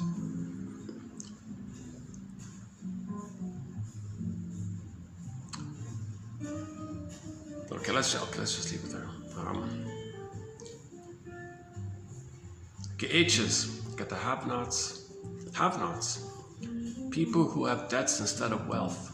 The have-nots. The have-nots. People who have debts instead of, okay, right. Somebody said, the poorest people in the world are those who only have money.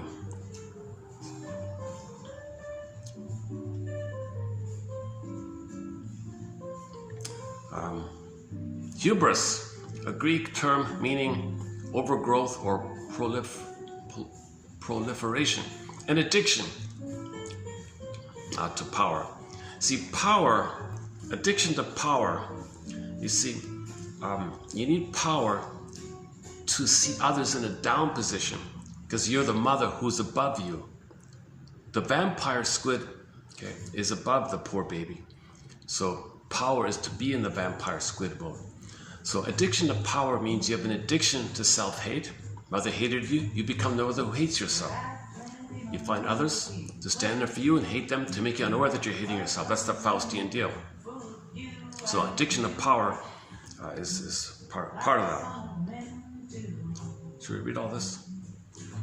Hubris, I've read this yet. Hubris, a Greek term meaning overgrowth or proliferation, an addiction to power and wealth, typically involving abusive behavior toward others.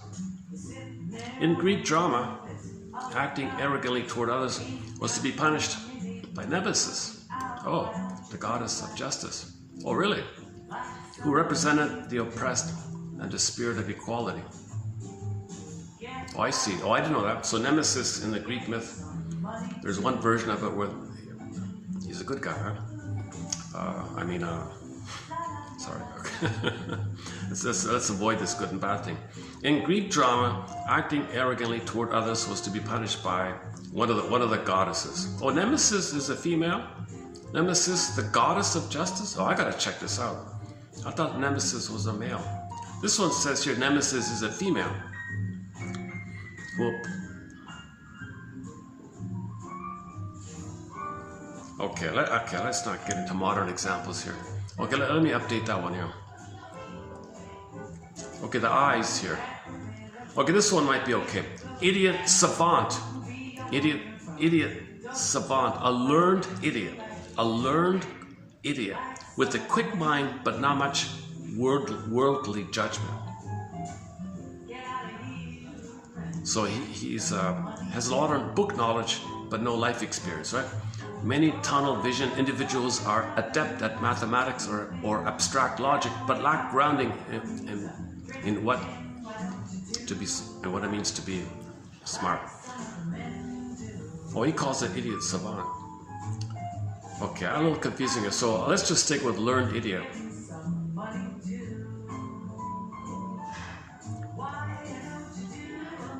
For example, academics. A lot of professors are proverbial useful idiots, defending the status quo as if any economy is in natural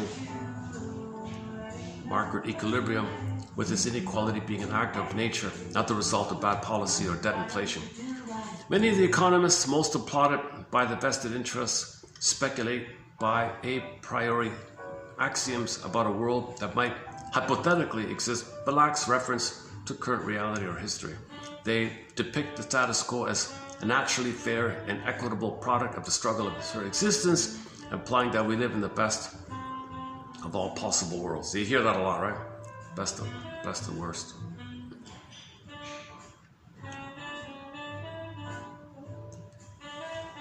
So that's the fallacy of authority. Just because they're a professor and they spout something doesn't mean it's real, right? That's the useful idiot thing. Learned idiot. Learned idiot, okay.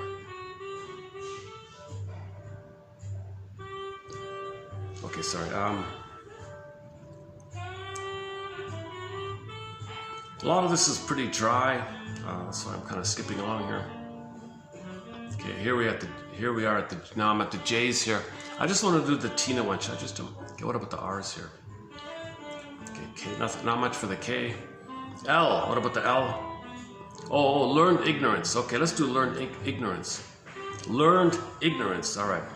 Where are you? A term coined by medieval philosopher. A term coined by a medieval philosopher, some guy named Erasmus, to describe unworldly or gullible book. That's the same as learned idiot or idiot savant. I don't like that phrase, idiot savant. But let's just say learned idiot or learned ignorance. Learned ignorance. You go to school to make ignorant. Sound reasonable, sound logical, sound convinced, but you're an idiot. But you sound so impressive. You got 10 PhDs, but you're an idiot. In his 1672 play, okay, Erasmus, I guess, was a playwright. Oh no, sorry. So Erasmus was the philosopher, but some playwright named Molière, in his 1672 play called Le Fameux Savant, quote, "A learned fool is more foolish than an ignorant one." Oh, look at that, eh? So a fool with 20 PhDs is more foolish than someone who's genuinely, innocently unaware of anything. Because he might still be in touch with his feelings, right?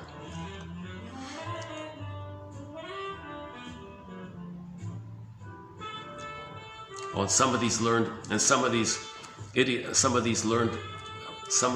idiots get awards. The more convincing they are, the more awards they get. He goes on about that. Okay, what about the M's here? A lot of people's famous names here.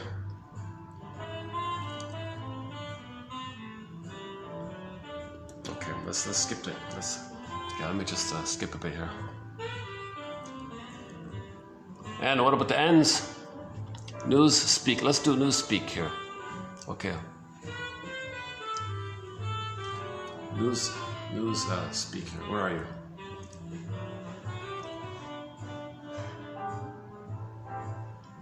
Oh. News speak. Okay, this is a term to describe the double speak of language used by people at the top of the pillage system. Newspeak discourages thinking about the content or nuances of words. Okay, so all these terrible things, you see these, so back to euphemisms, right? Like the euphemism, 20,000 babies in one decade alone, during the 60s, 20,000 little babies that just came out of their mother's uterus. At that moment, they were ripped away from their mothers. They were stolen. Babies ripped away from their mother's uterus, stolen. They call it the 60s scoop. Oh, the 60s scoop, doesn't that sound cute? Ice cream, 60s ice cream scoop. No, 20,000 babies were stolen from their mothers. These babies were severely traumatized to lose their mother at birth, and then they were treated very badly and wherever they went. That's called the 60s scoop. So that'd be like newspeak, right? That kind of thing. Okay, the O's. Other people's money. Offshore banking. Oh boy. Offshore bank. Okay, guys. So that's oligarchy. Okay. P. Ponzi. Parallel universe. Okay, P's. Okay, here we go. Oh, okay, here we go. All right. Parallel universe. So the Wall Street, they live in a parallel bubble universe, the squid mentality, right? You got the people living, loving mentality, real economy, and this imaginary thing in your mind, vampire squid. So people are identifying with this blurred thing that they're the mother. If you think you're your mother, you're in a blurred parallel universe. You're in a psychotic delusional place, right? That's a parallel universe, a hypothetical set of assumptions whose function in the economics curriculum is to create, quote, educated incapacity. Educated incapacity, similar to learned ignorance, learned idiot. Another one is educated incapacity, by distracting attention from how things really are. The aim is to turn students into idiot savants, not knowing what to be smart about. Oh, not knowing what to be smart about. Oh, be smart about the red herring. Be very, very smart about something useless. Yeah, in the psychology world, that'd be like people getting PhDs and awards for being very detailed about something trite, vague, and maybe even wrong. But they're good at it, give them an award. That's the parallel universe. Educated incapacity to distract people. So if people have 10 PhDs on something useless, it distracts. They don't know what to be smart about. They don't know what to be, oh yeah, that's what he means. They teach you not to know what to be smart about, but to be smart about something useless. Don't be smart about something that's important. If you're smart about something useless, okay, you'll be a learned idiot. You'll be a learned idiot. What is it? He's got so many phrases here. Oh my God. Learned idiot, idiot savant, and what's the other one here? Educated incapacity. Educated incapacity. Again, parallel universe, a hypothetical set of assumptions whose function in the economics curriculum is to create educated incapacity. Okay, see some guy named Thorstein Veblen. V is in Victor, E, B is in Bob, L, E, N is in Nancy. Veblen, wherever he is. By distracting attention from how the real world operates. The aim is to turn students into idiot savants. So you go to university to be an idiot savant, to develop educated incapacity. So most people go to school, they want you to be smart about something about what's not important. Then you're a useful idiot in that sense. Then you can put you on TV, sound like an authority, and fool the rest of us, right? Okay, parasite, here we go. A free luncher. In biology, parasites avoid detection. Okay, so this vampire squid has a parasitical quality. Okay, free luncher. So the Wall Street sometimes called free lunchers.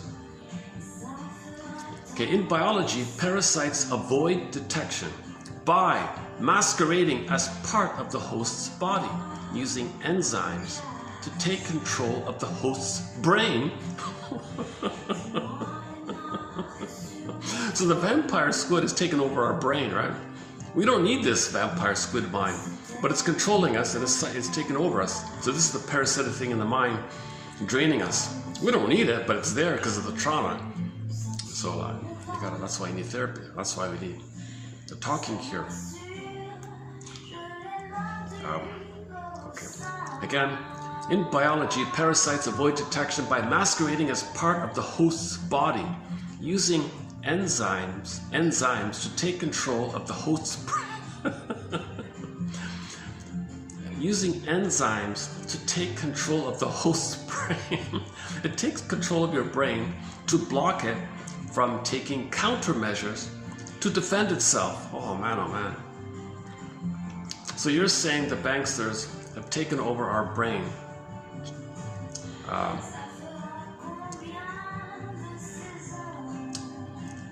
Whereby we are prevented from responding or something. Similarly, these free lunchers or rentiers, he keeps calling it rentiers. I think it's a French term for free lunchers, right? He means like landlords, the free lunchers, the parasites, etc. Similarly, this parasitic class, I gotta stick with one phrase. Okay, let's just stick with the vampire squid. Okay. Similarly, the vampire squids,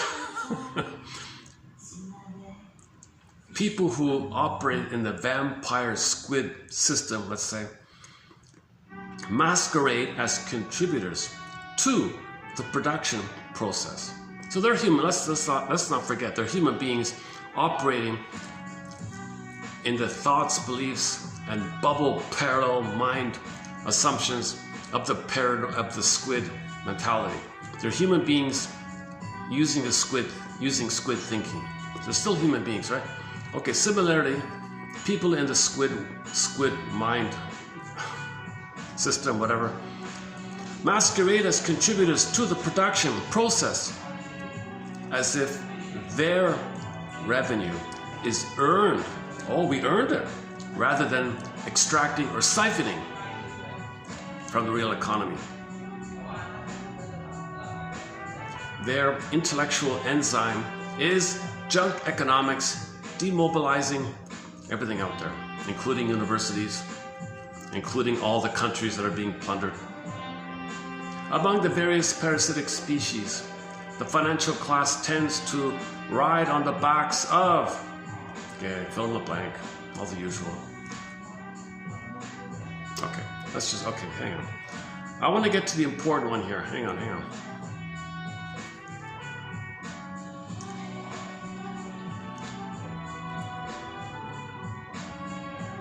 Okay, got the Q's here. Okay, R's. Race to the bottom. Responsibility to protect. Rent-seeking, rent theory. Rule of 72, what's that? Never heard of that one. Oh, there's a Rosetta Stone, huh? Look at that. He says at one point, the guy who held the stone or something, is that the one there?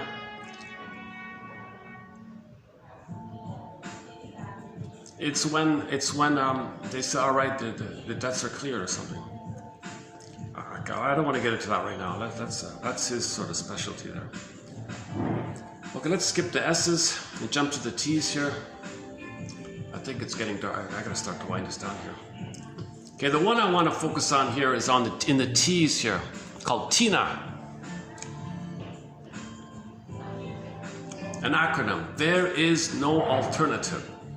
So when you confront people in the squid world, that's just the way it is, man.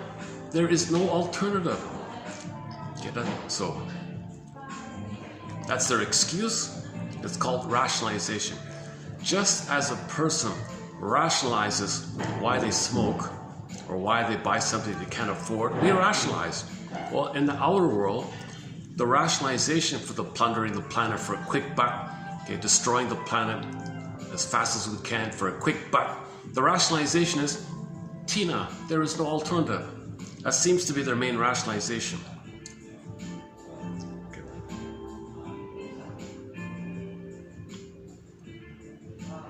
TA, hang on.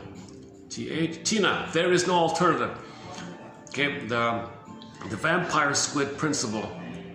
that if one can censor awareness of alternatives, people will believe that they're suffering, poverty, inequality, etc. It's natural. It's not man-made. It's not man-made. It's just natural, man. I'm telling you, it's just nature. That's the excuse. Just like you take the cigarette. No, nature made me do it. It's not man-made. I didn't do it. Nature made me do it. That's kind of like that, right? To limit public awareness of alternatives. To limit public awareness of alternatives. Okay, enter the acronym ONO. ONO. Options. Not obligations. Options. There are options. Mr. Freud said, make psychoanalysis free. That's for starters. Make self-awareness free. Promote self-awareness. To limit public awareness of alternatives. There's no, quote, so the master of this is Mr. Orwell, right? He seems to be a major voice in this area. Whoever controls the image and information of the past, whoever controls the image and information of the past determines what and how future generations will think, wrote Orwell. Quote, whoever controls the information and images of the present determines how those same people view the past.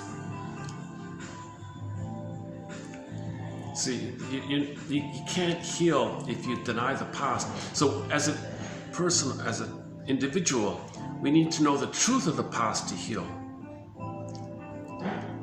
So just analogously, we need to know our true history if we're going to heal.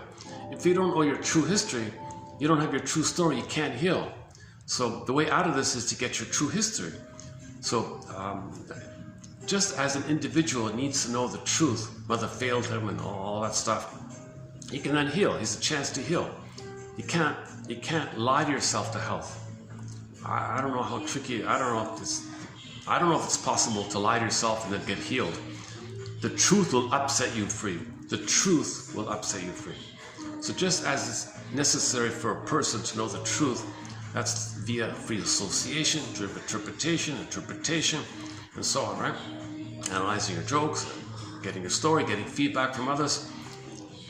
Look for your blind spots, look for your patterns, when did it begin, to see examples of it, see how you're recreating in the present, the past, see how you're treating others, as it might be code for how you were treated. Analyze yourself, shrink yourself, know yourself, know yourself, right? Then you can heal. But if we don't know our outer history, you see, it's the same kind of thing. So the role of the historian is to provide proper history. But it's hard because he might not know himself. The PhD guy in history doesn't even know himself, and he's peddling the history, which might be wrong. So he's not contributing. So the historian, what we had a quote a couple of months ago, the historian is supposed to know himself to be able to provide a proper history, because otherwise it'll be filtered. He'll filter. He can't write a proper history book if he doesn't understand anything about himself. If he's blind to himself, he's confused. He'll just pass along the lies or something. If he knows himself, he'll filter through the lies, the scams and tricks and all that, and then provide some sense of history like that. That's what we got to do, right?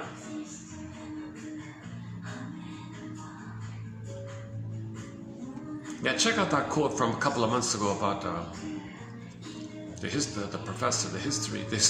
Type in historian, it should show up. Whenever history is expunged from the common curriculum, there are no lessons of actual history. This enables an unrealistic mythology to be substituted, such as economic individualism. Okay, and so on, gives examples. All right. So if you want to maintain the plundering, don't know the past. So if you want to maintain your addiction to smoking, don't know the past. Distort the past, lie about the past, forget about the past, pretend something different about the past, don't know the past, then that protects your addiction. If you know the past, well, then you're going to heal from your addiction. Well, just outwardly, if we know our true history, It'll be painful. It'll be a process of mourning and grief and sadness, but we can make alternative. We can go down the road not take it, the healthy, alternative, probable, possible neural track not taken. We can now say it's okay to live in a healthy way when we identify the unhealthy. Identify the unhealthy, then you can lead to the healthy. If you never identify the unhealthy, then you're stuck in the unhealthy. If you identify the unhealthy, then it opens up the possibility that it can now be okay to be healthy. It's a relief to be on the healthy track. It's a relief to be on the healthy track. See, but in order to get on the healthy track, we've got to identify the negative, unhealthy loop called dysfunction, neurosis, repetition. Oh my goodness. Oh, there's a whole group in just behind me. Oh, son of a gun, I didn't even notice that. Let me go downstairs. I don't know if they can hear me or not. I don't want to disrupt this group here. Okay, let's just leave it there. So if you...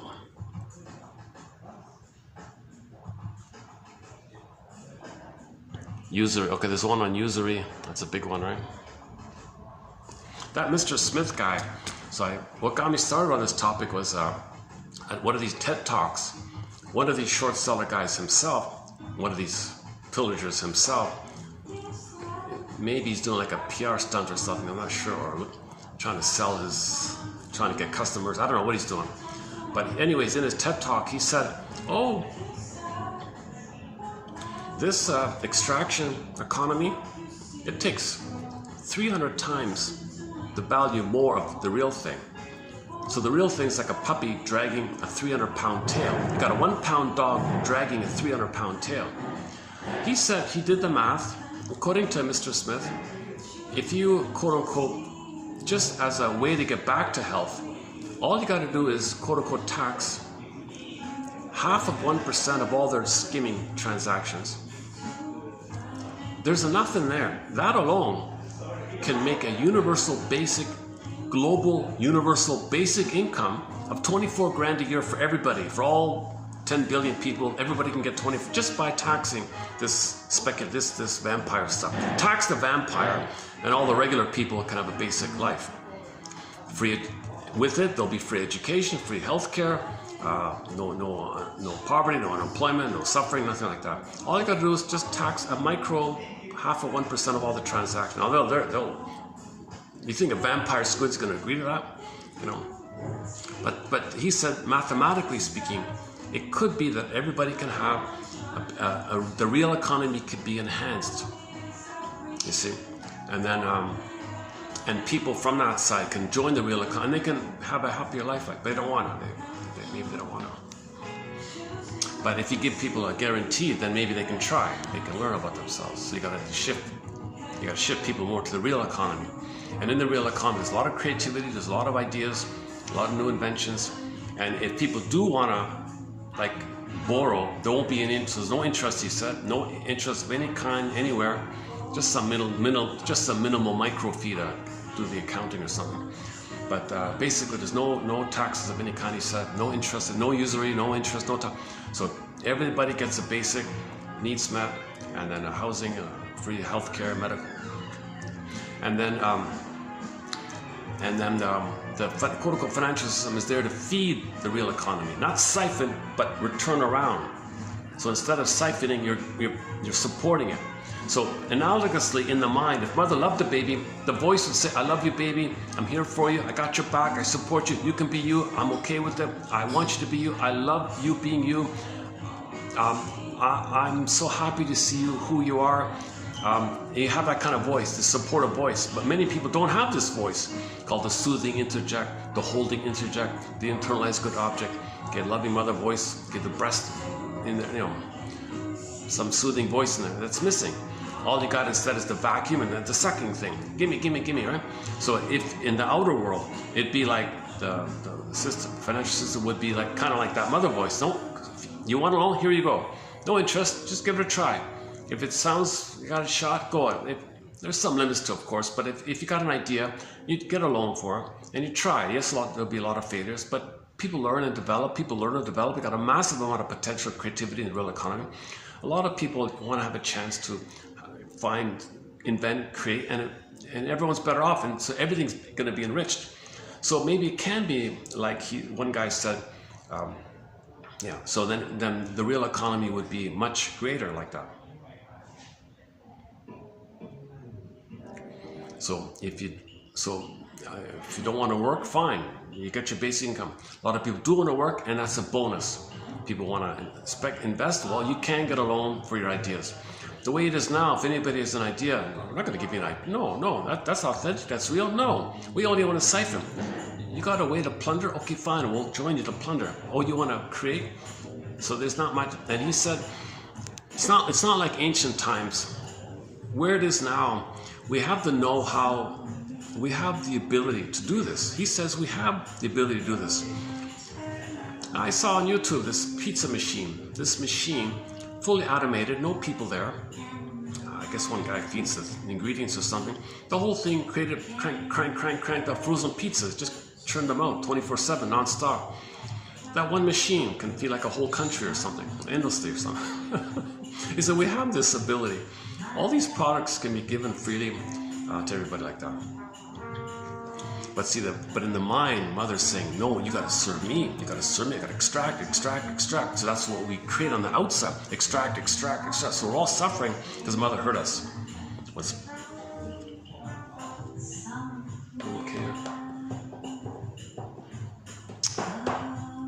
Maybe I can try another spot here. Okay, let me move here. Oh my goodness, maybe they wanted to use this room. Oh, Jesus Christ. Well, she didn't say it. Well, she would have told me, the waitress would have told me.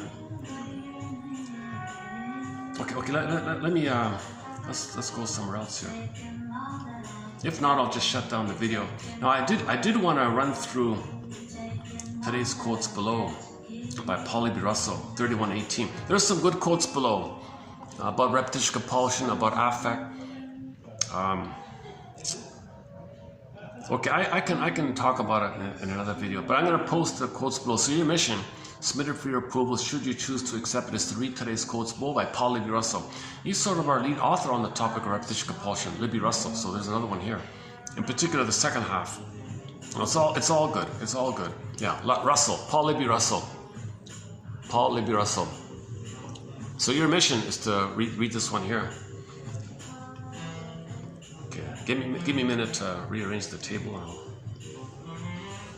find some other stuff. Hold a sec.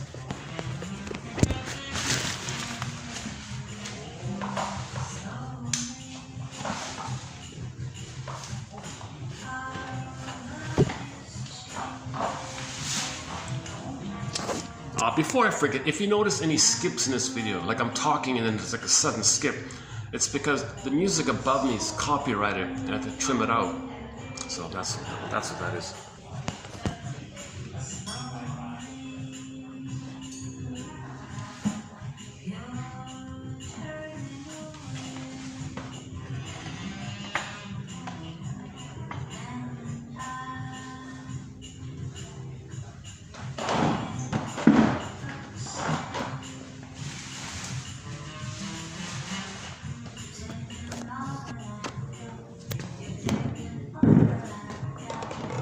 Okay here?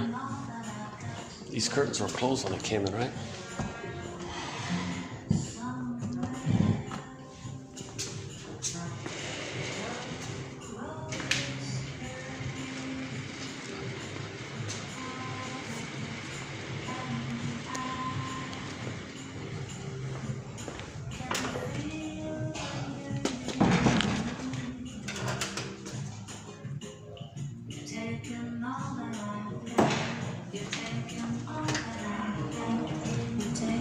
Thanks a lot. Thanks. Yeah. Thanks.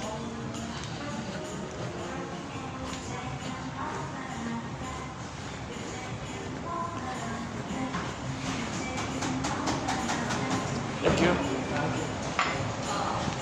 Okay, see ya. Thanks. Thank you so much. Thank you too. Staff, friendly staff.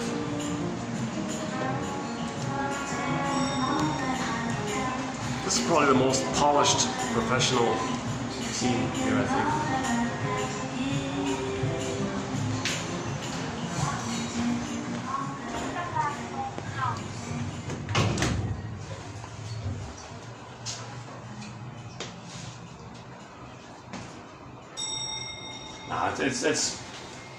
It's the hotel staff, wherever you go, they're always like that. They're always pretty polite and nice.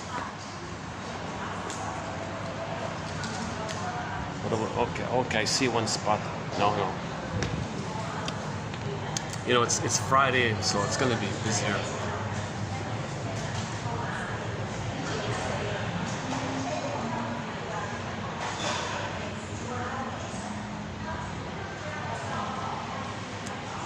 Yeah, Paul B. Russell. I'll read those quotes in the next video. I really wanted to read them as well, actually, today. There's some really good points about, you know, repetition compulsion means you're living in the past. You're not in the present, you're in the past. The present is just a recreation of the past.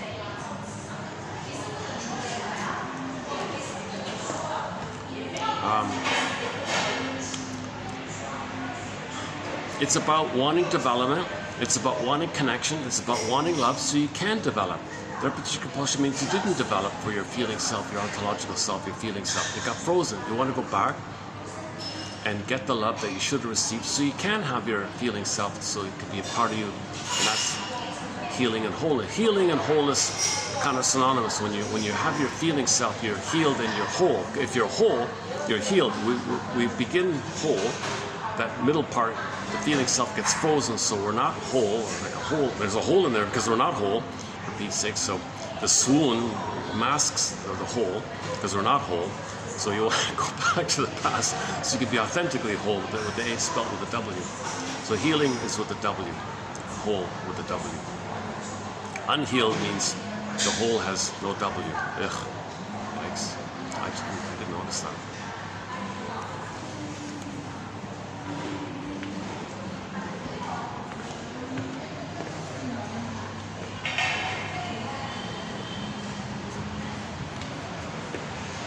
Maybe I can spend a few minutes here. Yeah, okay, let's take up. No, okay. I'll read it next time. Paul B. Russell.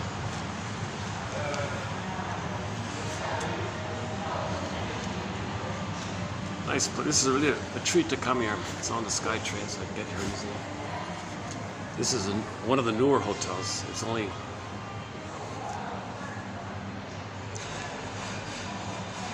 two years and a bit.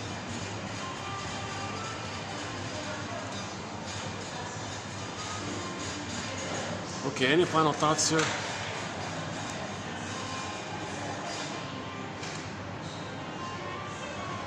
I was surprised when I first heard them say that it's mathematically possible and materially, realistically, mechanically possible that it would be like that everybody can have a basic universal income, 24 grand a year. School is free, health is free, no taxes, nothing like that. Because you have so much going on in the real economy, nothing siphoning it. In fact, it's the reverse, it's feeding it. So instead of the sucking, you want to reverse it. So that's going to correspond to people being healed within inside, and a voice inside of you that you healed. Oh, it's okay to be on the right track. You see, when the baby's loved, he would have gone a different path. He would have had different neural circuits. When you identify the painful circuits, it's setting it up for you that some sense of okayness, that you can make healthier choices, and it's okay to go down this alternative path that you didn't take, right? So now that's why you accept something good, because you identify the painful one, that frees it up for the alternative path. Now, if you're not aware of the negative loop, you're stuck in the negative loop. So identify the negative loop, then you can have the alternative path, you see? So if more and more people can do psychoanalysis, that's another funny thing.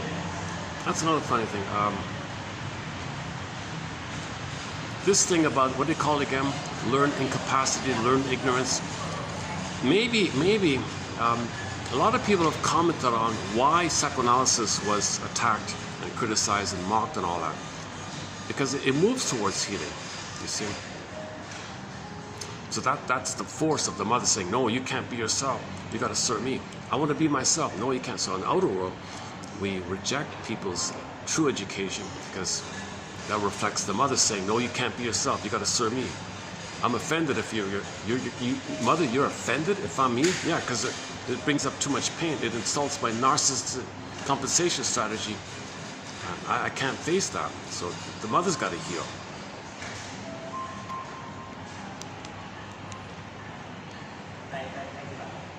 In lieu of that, we forgive our mothers by understanding our compulsion and lay the alternative track like that.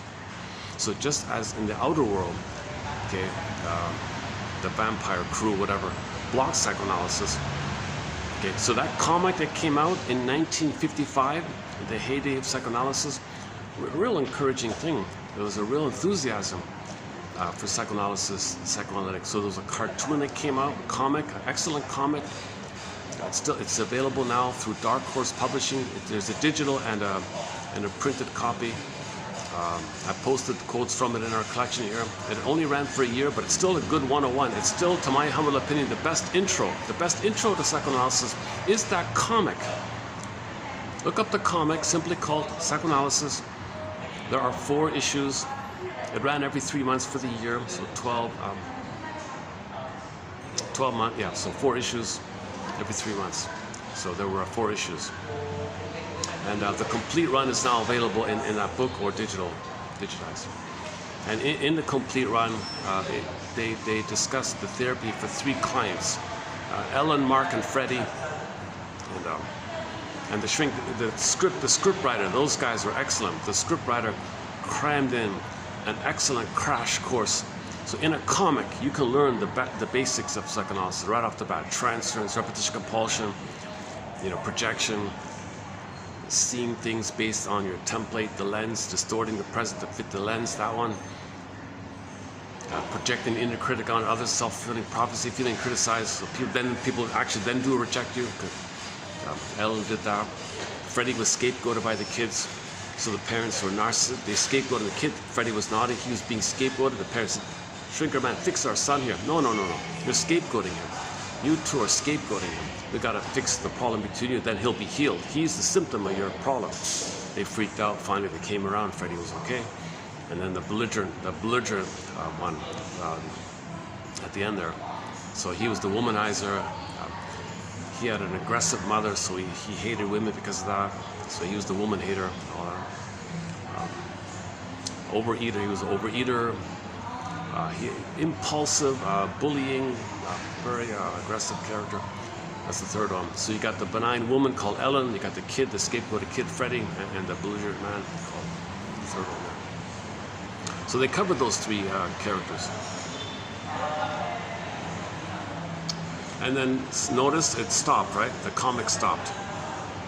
The whole mental hygiene movement of the 50s stopped. You see, somebody said 62 was the turning point. 1962, they really crashed it. Now you went into fluffy stuff, fluffy pop music, silly, frivolous things. That makes you. That's to put you into. And they want you to specialize in silly things. That's the learned idiot. What is it? Idiot savant. Idiot. They want you to be an idiot genius. Be an idiot genius on something useful. Learn incapacity where you're smart at something, but that's not important, and you don't know what to be smart about. So you don't know what to be smart about. So the whole campaign is to make people not know what to be smart about. They want you to they want to make sure you're smart about anything except what's important. And that's the idiot savant idea, or the learned idiot idea, or the useful idiot idea, or the learned inefficiency idea covered today. So that on the outer, that reflects how within each person. Look in the man in the mirror. Michael Jackson, man in the mirror. Look in the mirror. Look in the mirror. There's a mirror, right? So look in the mirror. So if I'm talking about these outer kind of things, I gotta look in the mirror myself, right? So if I'm talking about this, my first thought is, well, look for myself. Look in the mirror, right? Okay, look in the mirror, right? And for myself, how do I, myself, man in the mirror, how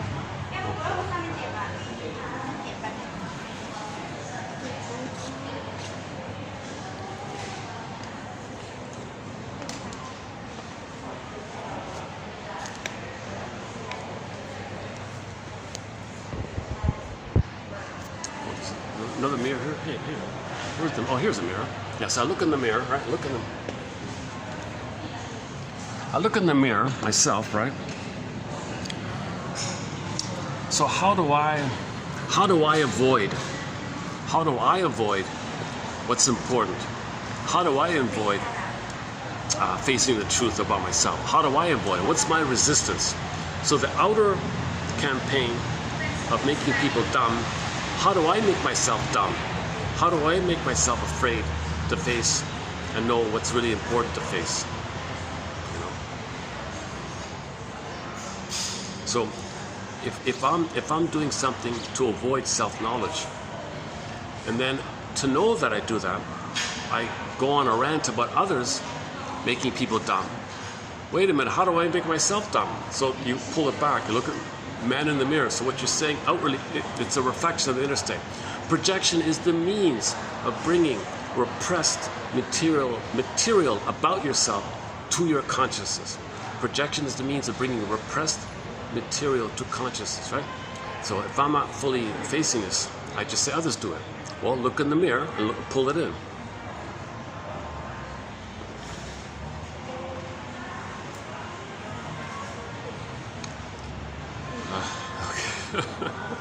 We got a major chapter on projection. Lachlan calls it a mirror defense. Look in the mirror, see it's within. How do you know what's within? Well, you say it outwardly. That's how you know it's within, most of the time. 10,000 years ago, they knew this about the camel. The camel can see the hump on the camel in front of him, but the poor camel doesn't see his own hump. Kind of similar idea. Or the Aesop had the two bags. You have two bags over your shoulder, one behind, one in front. The idea was you see like what's in front of you kind of thing, but you don't see your own stuff behind you. In fact, what's behind you might be, you see it in there, but you don't see it behind you, like the hump idea. So this has been around long. Robert Bly talks about the long bag we drag behind. You put everything in there about you. That's your shadow self, secret self, double self, unknown self, hidden self, the one who walks with you. It's not like you, who is you. You put it all together, it's like a character. So I was living my life and know nothing about it. That's the double self. So you put all these things about you don't know in the bag behind, shadow self, and then you spend the rest of your life reclaiming, re-owning, resynthesizing, making yourself whole again, W, making yourself whole. Healing and wholeness. So when you reclaim something about yourself that previously didn't know, make the unconscious conscious. Conscious knows time. There's no time. So when you link time to no time, then the no time can be laid to rest, and the energy in the no time could be for the time. Now you're living in the present. On that note, let's close it up here for today. Thanks very much. This topic that I went through here is going to be called the point number 50. The point 50 or example 50, let's say example number 50 on the theory of as above, so below, the 50 symptoms of Homo traumicus. Okay, destroying the planet for a quick buck. Okay, play Rick Emmett's song, Destroying the Planet as Fast as We Can. This is dysfunctional. We're traumatized if we're doing this. We're doing this to know we're traumatized. So not living who we're meant to be, something's taking us up like that, right? Just like an outer world, the siphoning, extracting on the world like that. And you see it every day. I'm tempted to go on rants myself about it. I think everybody has a story. I'm sure everybody has a story about their favorite food no longer being available, or the price of it going through the roof, or the quality of it going down, or the size of it shrinking. So that's part of the extracting thing. So that's what we're dealing with. So that's dysfunctional. It could be the reversed. It could be that everybody on the planet, 10 billion people, or 30 billion people, there's no real limit like that. We have the wherewithal so that everybody feels safe and free to express what's unique about them. Maybe a lot of people just want to self-reflect, learn within. That reminds me, he made that reference about Star Trek. So let's say it is like the Star Trek thing, no money on the ship, right? And let's say the whole planet's like one ship, planet spaceship, no money on the planet ship. Well, the final frontier is healing ourselves. It's looking within. So if we create this whole thing, we can look within more, right? So we want to get back our embodiment, get back to a feeling kind of place. So we're going to be inner explorers, inner journeyers, inner explorers, right? And you analyze your fear of it. So we'll be sitting in circles. There'll be a lot of people who will be sitting in circles. We'll be creating new rituals. We'll be creating new symbols that support the idea of paradox. That supports the idea of finding both and. That's a key part of it, finding both and. And Behrman talks a lot about how humor can interrupt either or to find both and. Check out the recent quotes on humor, how humor can interrupt both and, either or, to get to both and. Humor can, there's a therapy side of humor. If you're using humor to interrupt either or, one up, one down, okay. If your relief, okay, let's not do it now. I go to the past couple of videos of humor. I spent a fair bit of time on the humor theories, okay, the relief theory and the superiority theory of humor, the intention release when putting someone out. That's the disturbed stuff. So Grotstein says your humor is going to be based on your structure. If it's either or humor, okay, one up, one down. If it's trauma later on, it's more healing. The humor is more in the service of healing, like that. So the relief is you're getting better, but in the disturbed one, it's the more perverse humor called schadenfreude, sadistic humor, sarcastic.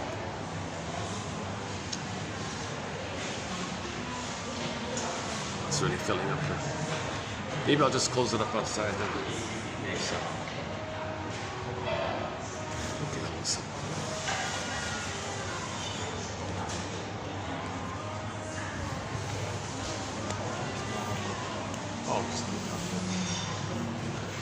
I'll just close it up here.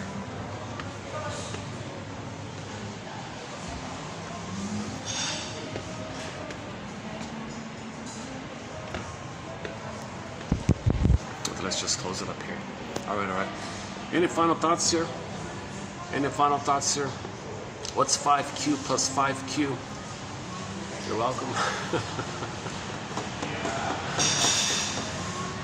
It'd be fun to run down the humor thread. So we do some of the jokes by Mr. Behrman in our collection.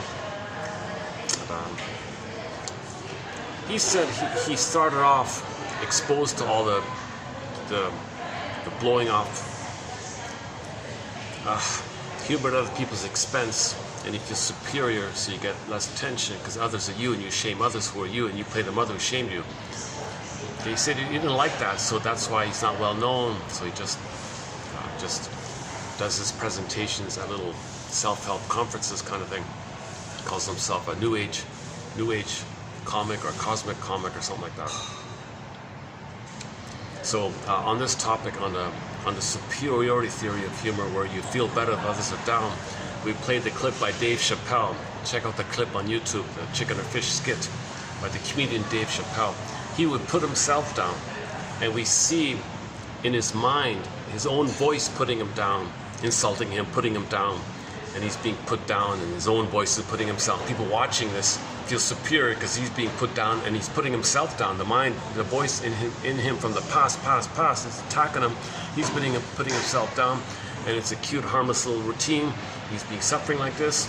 Everyone's laughing at him being put down. So he put himself down to let others feel relief, feeling superior if he's down. He said he got tired of this. He quit the business like this. It's similar to Mr. Rodney Dangerfield's self-deprecating. I get no respect. I never get any respect. No one gives me any respect. For example, he puts barrage of putting himself down. Others feel superior. Yes, sometimes there's a joining phenomena where you feel safe because you're connected, we're similar. But a lot of it is he puts himself down, you feel superior. That's the superiority theory of humor. That's only involved in the schadenfreude side. But humor can be later on moving towards growth and healing. So two kinds of humor. So Grotstein clarifies that with your, depending on your psychic structure. If psychic structure based on mother not loving you, it's going to be one up, one down. If your mother loved you a little bit, maybe not fully, then it's going to be the healthier kind of humor. So you want to graduate to the healthier kind of humor. So, but you got to analyze your unhealthy humor to get to the healthy humor. You got to identify the unhealthy humor to get to the healthier humor. If you don't identify the unhealthy humor, it's hard to move to the healthy humor. So first we got to identify something. That's what that book said at the beginning. you want to heal something, you got to label. Like any doctor labels something if they're going to cure. It's just a basic idea. But the resistance to healing is don't label it properly. So that's what all these euphemisms and tricky double talk, double thing, that's a resistance to healing. So within, we have a resistance to healing. So the double talk you see out there, okay, this manufacturing confusion, what do you call it again? The Hollywood, the propaganda is a Hollywood arm or something to distract you and confuse you and manufacture discontent and make the cloud like that.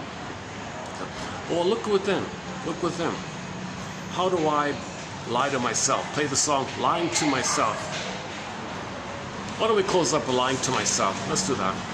Let me take up the song by the singer David Cassidy, the popular singer from the 70s. David Cassidy. As a soloist, he put out a song called Lying to Myself, 1990 song. Do I have it here? Let me go out. Yeah, hold on a second. Give me a second.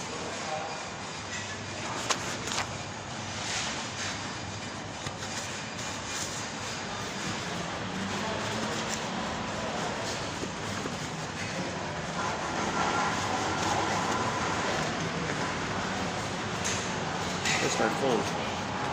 Don't tell me I lost my phone. Hang on. Oh, here we go, here we go. All right, all right.